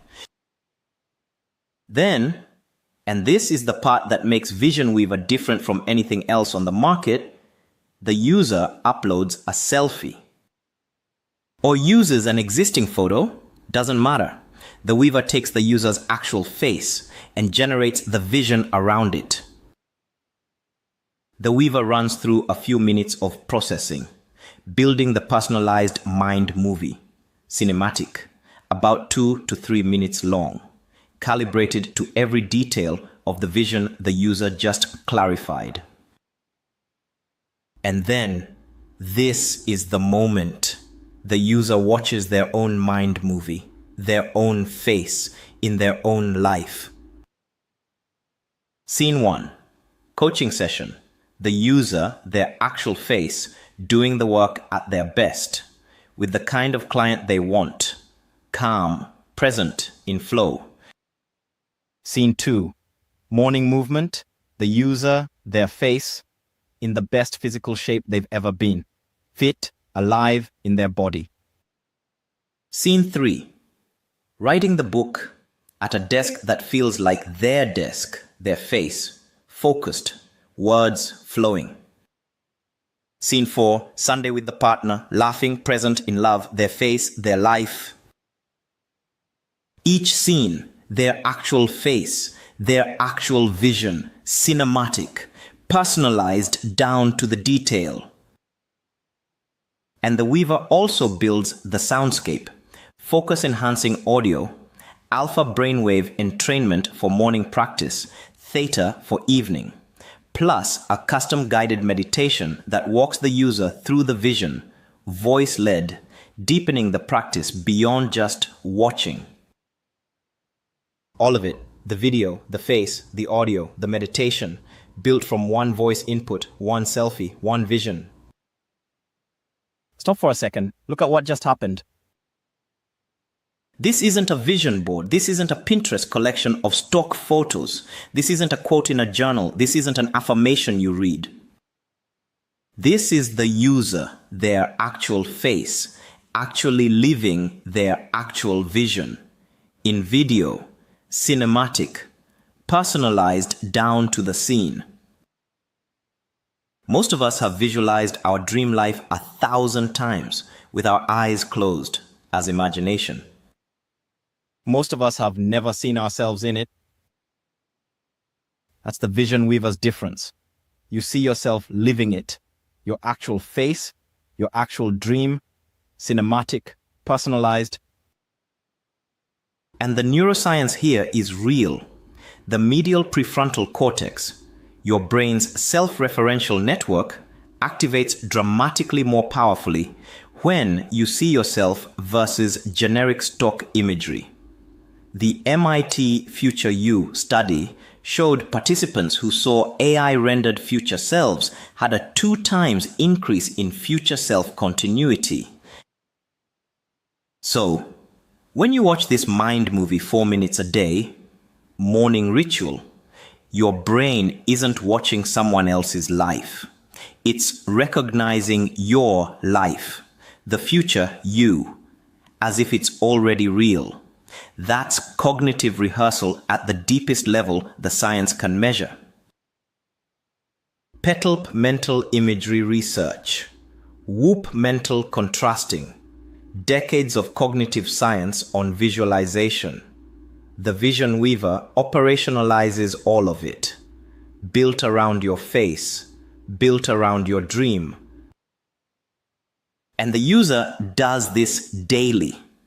4 minutes morning, alpha brainwave audio underneath, energizing. 4 minutes evening, theta audio, slower, programming the subconscious. Plus the guided meditation that deepens the practice beyond just watching. Plus a home screen widget that shows a still from their mind movie. So they get passive exposure dozens of times a day every time they unlock their phone. Same vision, different brain states, different times of day, compounding cognitive rewiring over time. And remember, this is the cold version. The Weaver had nothing on the user. One vision attempt, one selfie, one generation. Once a user's been using the Weaver over weeks and months, they refine. They iterate. They generate new mind movies as their vision evolves and clarifies. The Weaver remembers everything they've built with it. Their previous visions, what evolved, what landed. All from their own use of the tool, in their own account, not from anything else.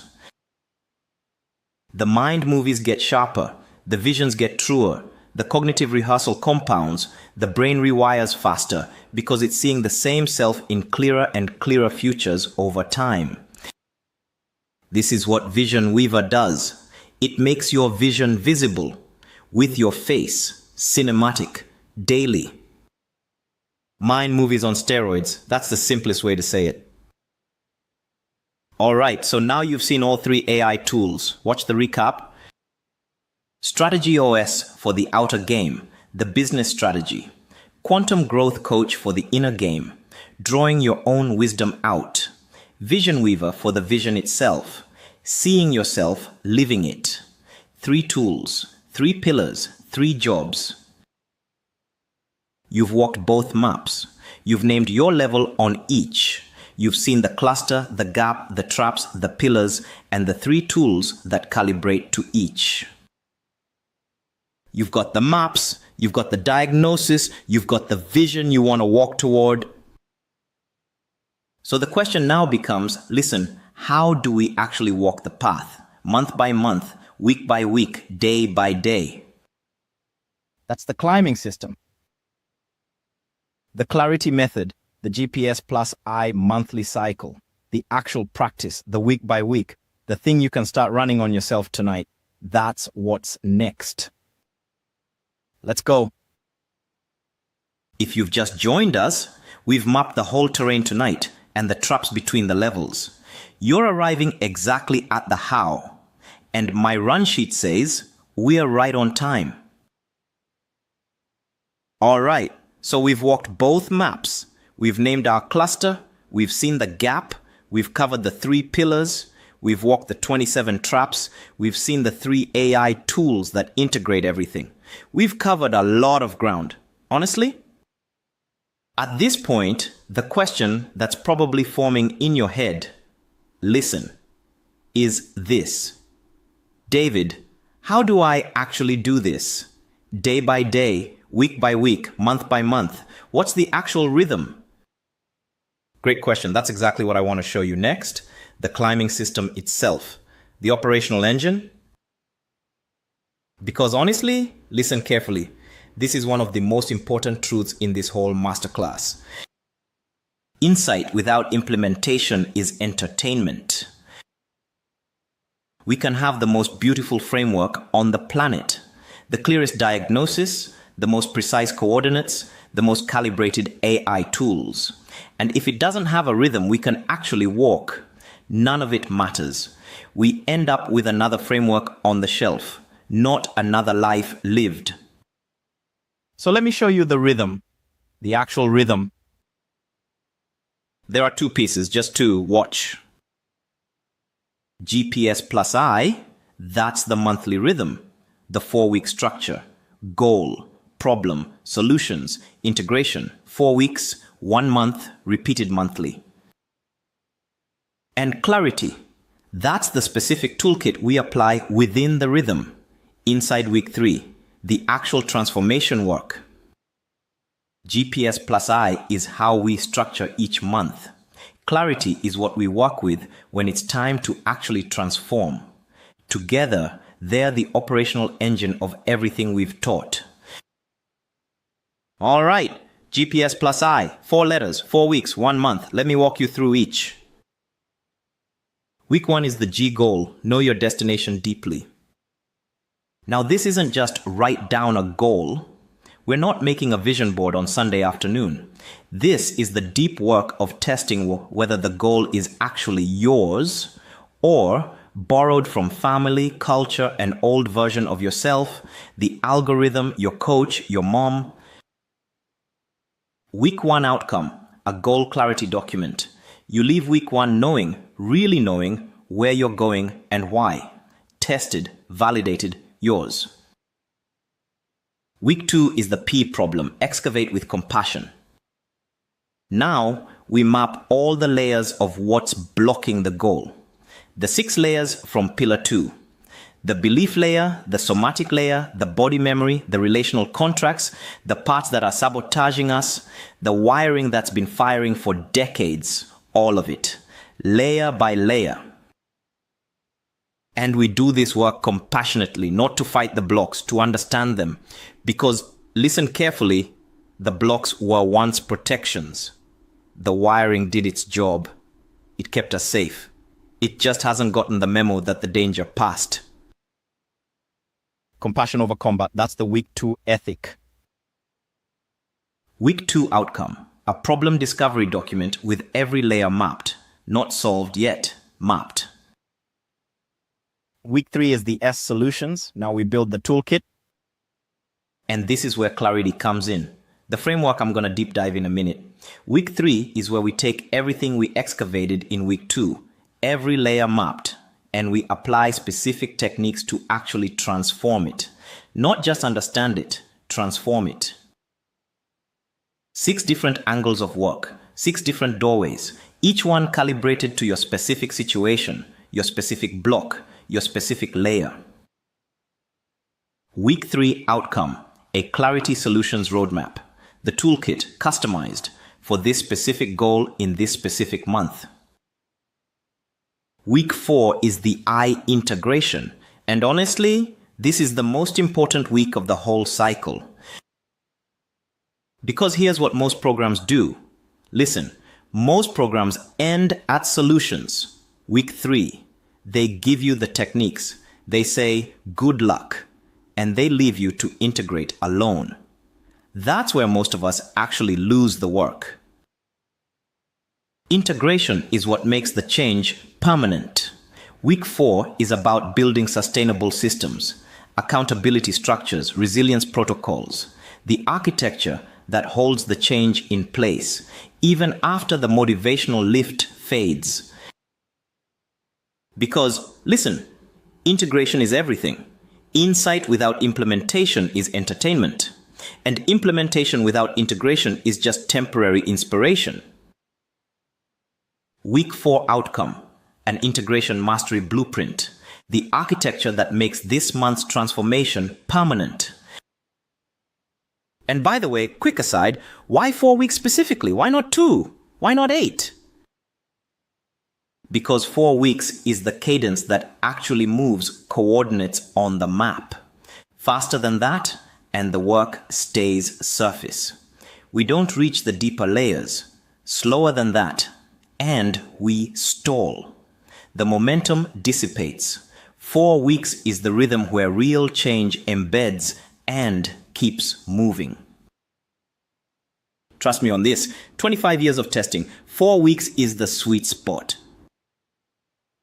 All right, now clarity. The week 3 toolkit, 6 components, each one a lens, each one a doorway. Let me walk you through each one. C. Construct identity. This is the deepest leverage point of the entire framework. Listen carefully, because here's the secret most personal development misses entirely. Identity precedes behavior. Behavior follows identity. If you see yourself as someone who already embodies the goal, the actions flow naturally, easily, like water. If you see yourself as someone trying to become that, the actions feel forced. The body resists. The brake fires. The work isn't to do more. The work is to be the version of you who already lives at the next level. Then the doing follows. The diagnostic question for construct identity is, who do I need to become to achieve this goal? That's the C of clarity. L. Liberate beliefs. The beliefs we excavated in week 2. Now we transform them. Not just understand them, liberate them, release them. There are specific techniques for this. Belief inquiry, cognitive restructuring, somatic releases. The community's techniques library has dozens of them. The diagnostic question, what limiting beliefs need to be released for this goal to be possible? A. Acquire skills. Every goal requires specific capabilities.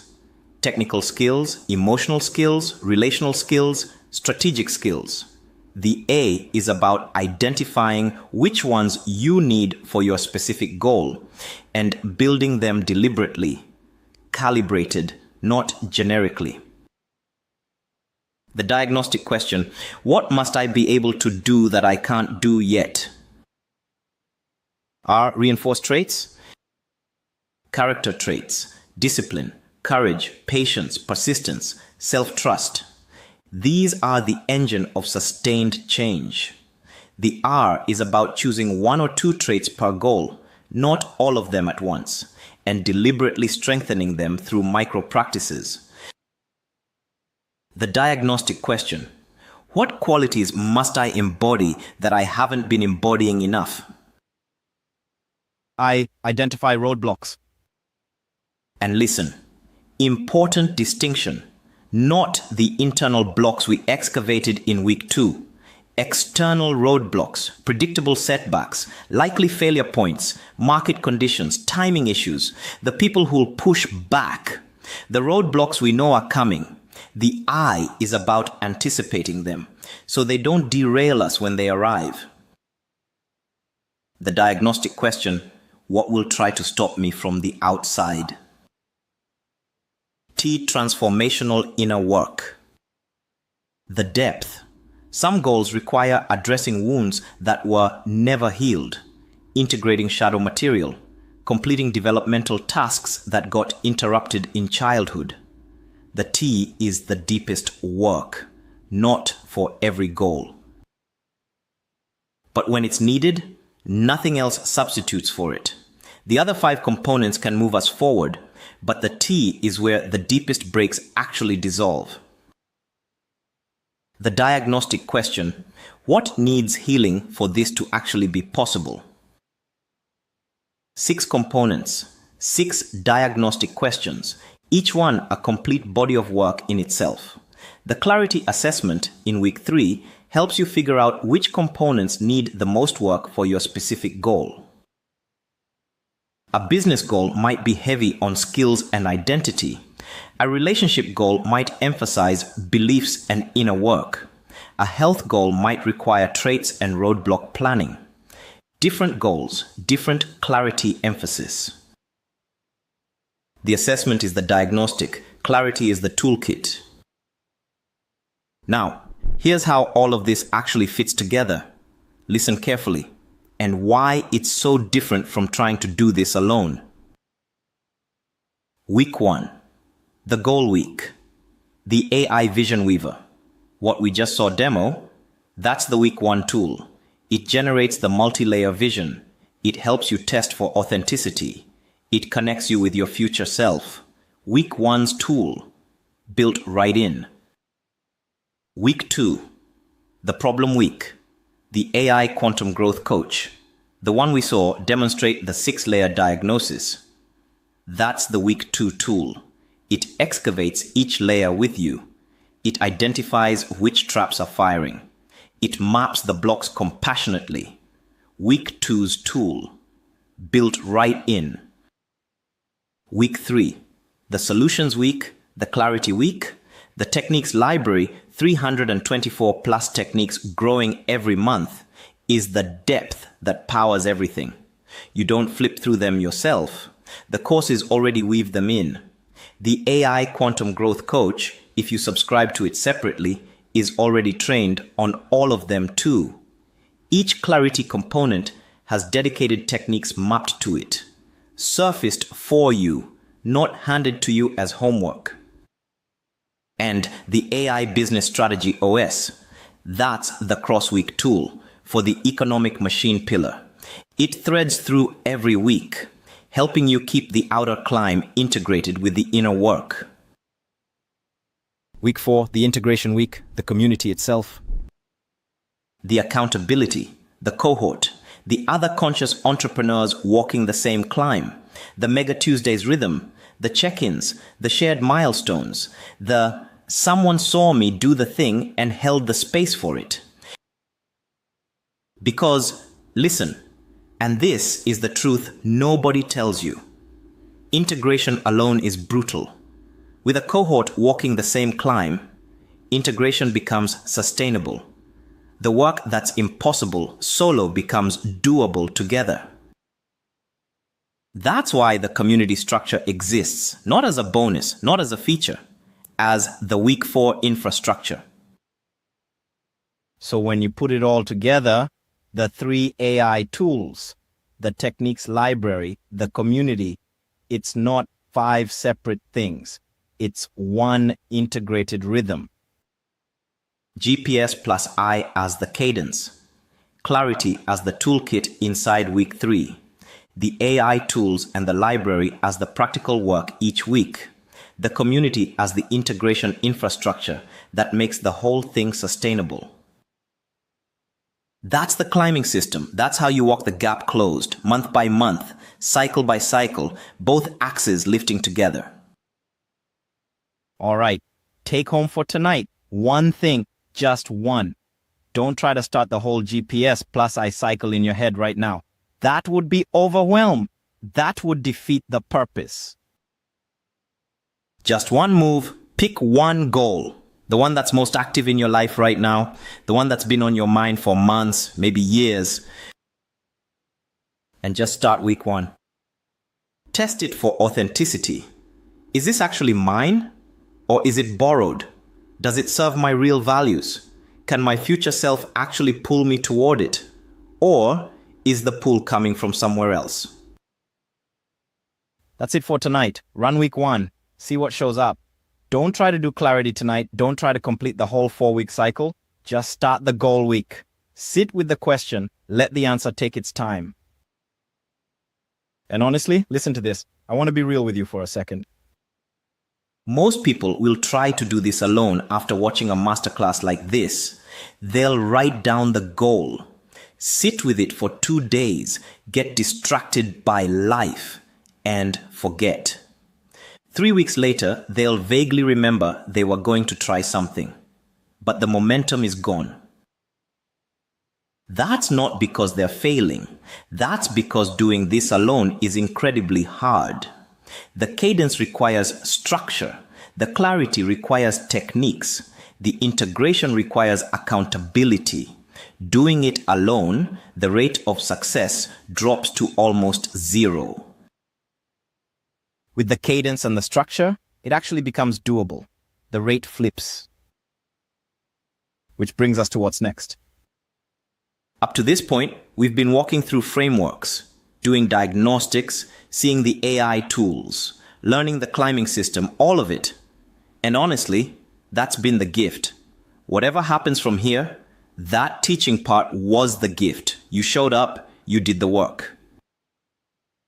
Now, and only if any of this has been useful to you, I want to show you what it actually looks like to do all of this inside the community, with the system, with me, with other conscious entrepreneurs walking the same climb. Permission pivot incoming. Let's go. All right. So up to this point, we've been doing the teaching part, the maps, the pillars, the traps, the AI tools, the climbing system, all of it. And honestly, whatever happens from here, I want you to know that teaching part was the gift. You didn't have to give me anything to receive it. You showed up, you listened, you did the diagnostics. That was the work. And now I want to ask you a question. A real question, not a setup. Is it okay if I take a bit more of your time to show you what it actually looks like to do this work inside a community with the structure, with the cohort, with me, with other conscious entrepreneurs walking the same climb? And listen, I want to be really clear about this. If the answer is no thanks, David, I've got what I needed from the teaching part, that is completely valid, 100% valid. You can close this stream right now, click away, go run week 1 of GPS Plus I tonight, never come back. And it's all good, genuinely. I built the teaching part to stand alone for exactly that reason. No hard feelings, no wait, but no follow-up emails. The teaching is yours, free, forever. That was the deal. But if you're curious, if you're wondering what the community actually looks like, if any of this has been useful enough that you're wondering what would it actually be like to do this work with David and a cohort of people in the same niche, in the same kind of work, then stick around. What's coming next is for you. A bit more of your time, that's the ask. Then we wrap. Cool? So first, quickly, what is this community and why does it exist? Because honestly, I'm not the kind of guy who starts communities lightly. I've been writing books and creating courses for 25 years and didn't build a community most of that time. There's a reason I started this one. I noticed something. The work we just walked through? Listen, it doesn't actually land alone. The maps, the pillars, the traps, the climbing system, the AI tools. These require a rhythm and a cohort to really hold. Insight without implementation is entertainment. We just said that. And integration alone is brutal. We said that too. So a few months ago, I started building this community for a specific audience, the audience I've been quietly serving for 25 years, even when I didn't have the language for it back then. Conscious entrepreneurs with adverse childhood experiences. Specifically, not for everyone. Specifically for this niche, built around the climbing system we just walked, designed for the cluster you named when we put your 2 maps together, tuned to the break patterns we mapped in the 27 traps. If you're in this niche, this community is for you, specifically by design. So, here's the offer. And tonight, it is not the usual version of it. Let me explain. Everything you've seen tonight, the maps, the pillars, the traps, the climbing system, the 3 AI tools, the community, is one system. The Abundance GPS. One system with 5 connected parts. The community hands you the map. The coach gets you moving on it. The vision weaver lets you see where you're going. The strategist sharpens the route as the money grows. And when you want me in the room with you, the mastermind is the door. Each piece answers the very thing the last one opens up. That's why it's one system, not 5 products. And right now, for the first time and the only time, that system is in its founding window. Founding means exactly what it sounds like. The first people in. The lowest prices there will ever be. Locked for life. And real caps on the seats. With real reasons, which I'll tell you straight. So let me walk you through it, plainly, numbers and all. And then you decide at your own pace, like always. Part 1. The community. Everything I'm about to show you in the tour. The full classroom, the techniques library woven through the courses, the monthly challenge, the cohort, all of it. $270 for the year. That's the founding annual rate. And if you take it inside this window, that rate is locked for life, even when it rises for everyone else later. And it will. Part 2. The AI Quantum Growth Coach. The one you watched hold a real coaching conversation tonight. $799 for the founding year. 100 founding charter seats. And that cap is real. Here's the honest why. The coach is built and ready to use, and it's in its founding chapter. We keep the first cohort small on purpose, because we work closely with that founding group to put the final polish on it before the doors open wide. You get the founding rate, first in line, and your feedback shapes the finished product. One more thing about the pre-sale tools, and it matters. Your charge today, that's what locks your seat and your rate. But your founding year starts the day your access opens, not today. You lose 0 days of what you paid for. Part 3. The AI Vision Weaver, the face reveal you saw tonight.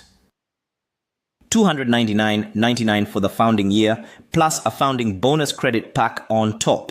150 charter seats. Same founding chapter, same honest reason. Part 4. The AI Business Strategy OS, the strategist that built a 90-day plan in front of you. $14.97 for the founding year, and founding members get a live activation call with me personally. 50 charter seats, the smallest cohort of the 3, deliberately. It's the deepest tool. Now, important, and I want to say this cleanly because I hate fuzzy offers. Each of these is its own separate subscription. The AI tools are not quote-unquote included in the community. Nothing hides inside anything else. On the page, you'll also see founding bundles. 2 or more of these parts together at one founding price. A bundle is a checkout convenience and a founding discount. It is never one product pretending to contain another. The parts just work better together. That's the whole point of a system. And part 5, the top of the ladder, the private mastermind. Weekly one-on-one with me, a weekly group room with the other founders, $3,500 a month, 6 seats. 6. Because I physically cannot run weekly one-on-ones with more than 6 people and keep it real. That cap is a wall, not a tactic. When those 6 chairs are taken, that room is closed. 3 promises straight, no asterisks. 1. On the 3 AI tools, pre-sale delivery guaranteed. Paying today makes you first in line. Your access opens on your cohort's access day. And if we don't open your access by then, you get a full refund. No questions asked. 2. Your founding price is locked for life. The rate you lock tonight is yours for as long as you stay, even when the price rises for everyone else. First in, lowest forever. 3. Cancel anytime. Every part of this is a subscription you can cancel in one click. The community, each tool, even the mastermind. No contracts, no minimums, no retention calls. Cancel and the next charge simply doesn't post. And here's what we never promise. an income result. You've heard me say it all night. This work releases brakes. What you build once the brakes are off, that part is yours. Now the window itself. Honestly, because that's the only way I do this. The founding window closes Sunday night, 11:59 Brisbane time. After it closes, prices step up. That's the design, and it's honest. The people who move first get the floor. We never reset a founding deal. Ever. And when a cap hits 0, it closes and stays closed. No quiet extra seats. No fake sellouts either. The counters on the page read real data, and the only timer anywhere is the real one. If tonight's not your moment, that is genuinely fine. The free tier stays free. The teaching stays yours. But if you've been waiting for a floor to stand on, this is the floor. One door for all of it. Go.miracles for .me/get GET. Everything is on that one page.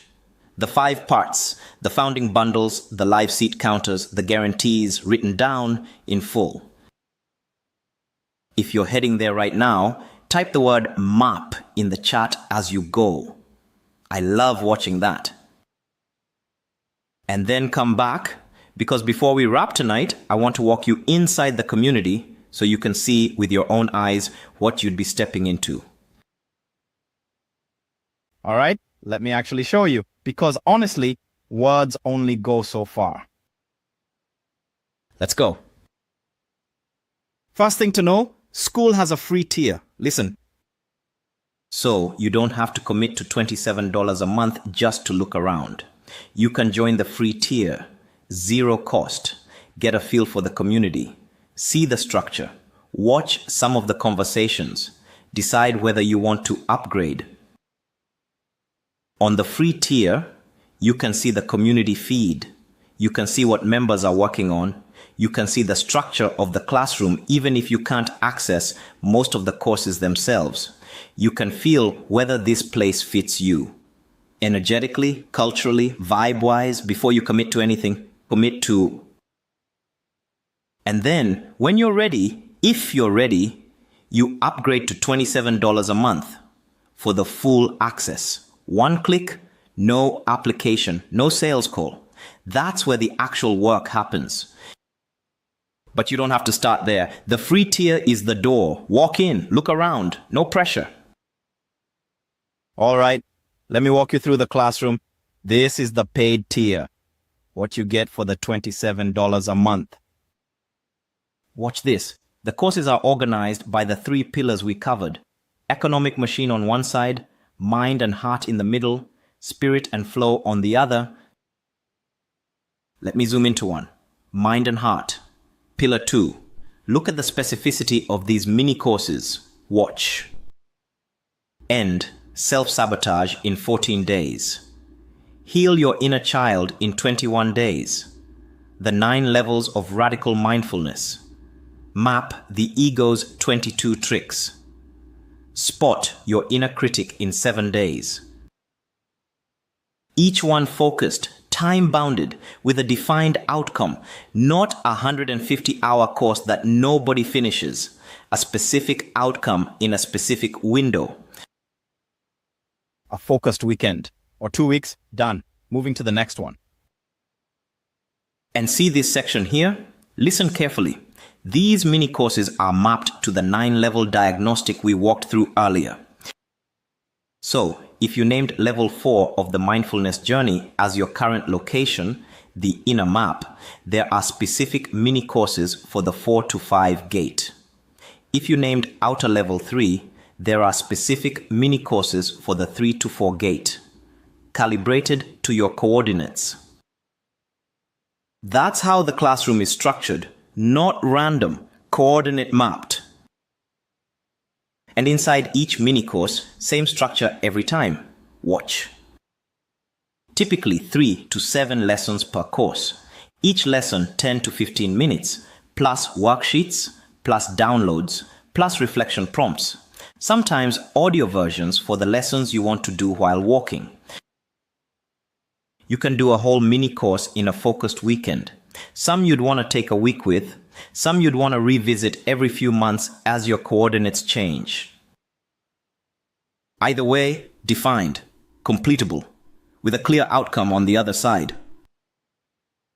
Now, let me clear up something important about the AI tools. Pay attention to this distinction because the marketing world makes this kind of thing confusing, and I want to be radically clean about it. Inside School, you can see all three AI tools: the Business Strategy OS, the Quantum Growth Coach, which used to be called and is also still called the AI Voice Coach, and the Vision Weaver. All three show up right here inside the community from your dashboard.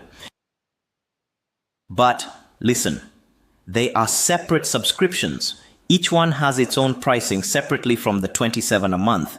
The community membership doesn't bundle any AI tool. You can subscribe to one. You can subscribe to all three. You can subscribe to none. Up to you. Here's what it looks like once you've subscribed to one. Let me show you the Quantum Growth Coach, the one you can actually talk to, in voice mode while you drive, while you fold laundry, while you walk the dog, while you cook. Voice in, voice out, hands free, or you can type if you'd rather. Either way. Trained on over 1,500 files of my work, knows all 324 plus techniques in the library, knows the 9-level maps, knows the 27 traps, knows the 6 layers, knows the GPS plus I cycle, knows the clarity method. All of it inside the coach. Available to you 24/7 once you're subscribed. 3 a.m. moment of doubt, coach is there. Pre-launch freeze at noon, coach is there. Wednesday afternoon stuck moment, coach is there. And here's what daily usage actually looks like. Watch the exchange. A member types or says out loud in voice mode, "I'm about to send a hard email. My body is freezing. What do I do right now?" Real question. Daily question. The coach pulls from the techniques library, recommends a specific 60-second nervous system reset by name, walks them through it step by step, then helps them draft the email itself if they want. That's daily usage, not big picture diagnosis. Daily, in the moment, an in-pocket co-pilot for whatever the next hard thing is. Same kind of thing for the other two tools. Each one calibrated for its own pillar. Each one a separate subscription if you want it. All right, the techniques library, 324 techniques and growing. You can search by symptom. Type "I freeze" before sending emails. Get the relevant techniques. Type "launch paralysis."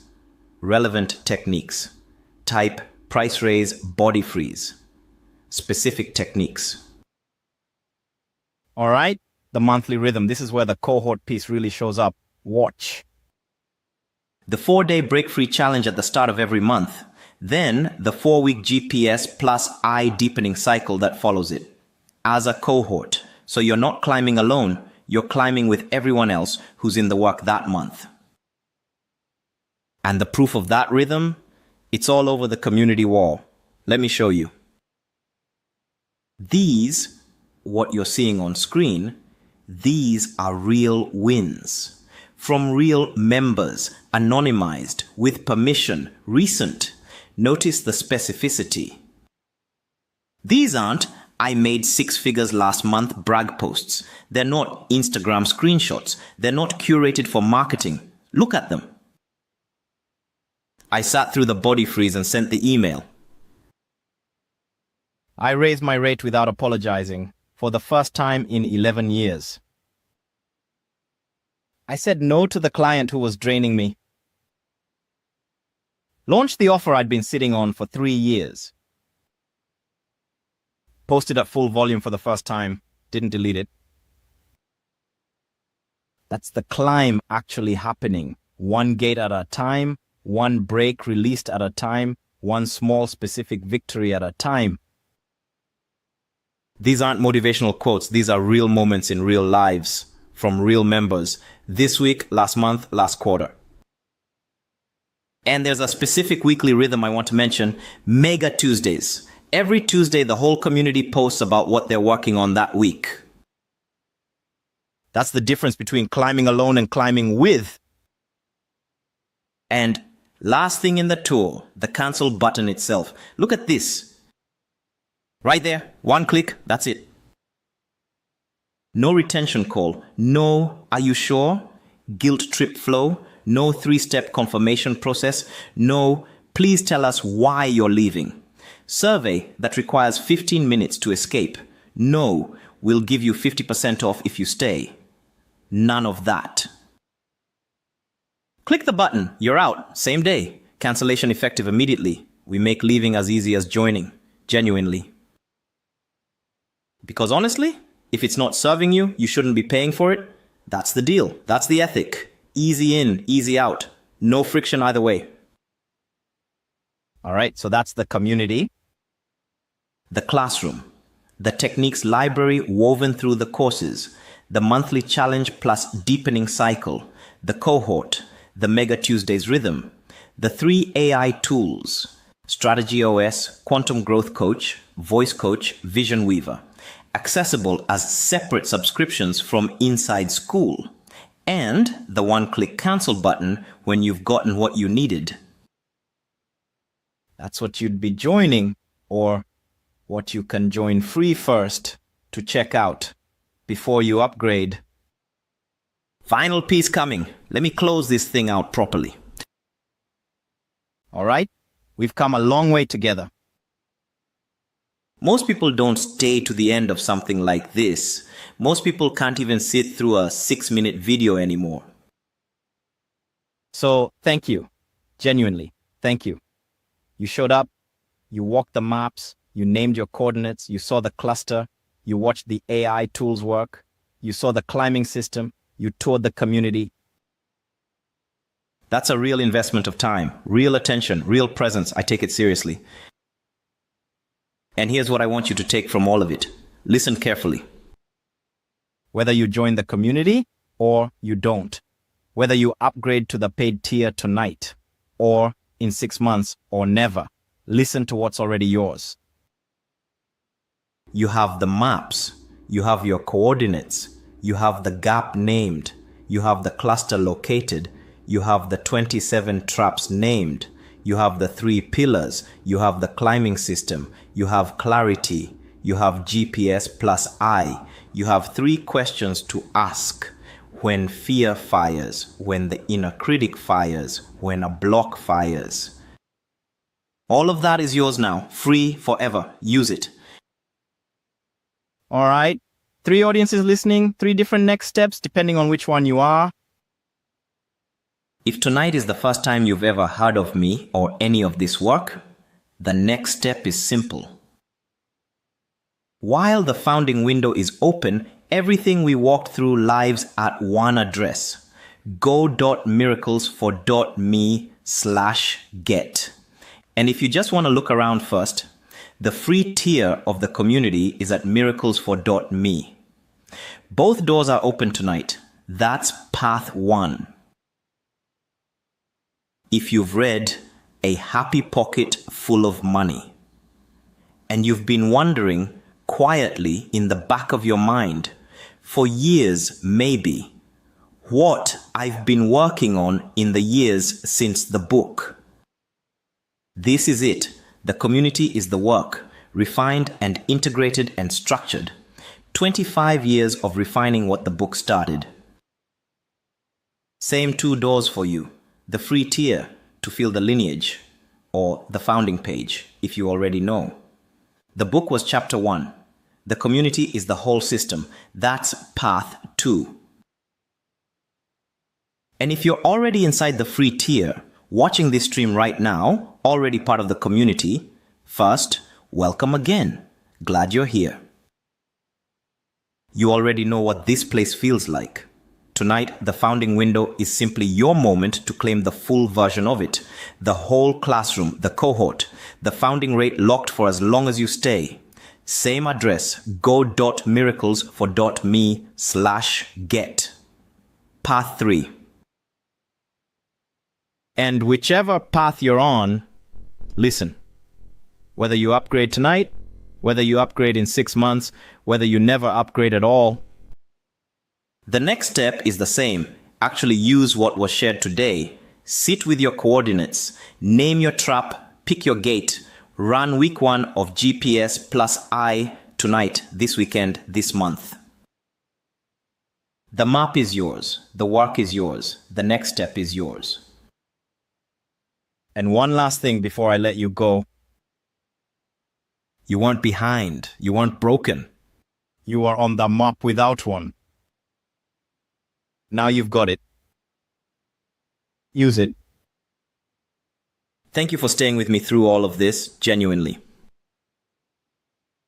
Whatever you do with this, wherever you go from here, I appreciate that you spent the time.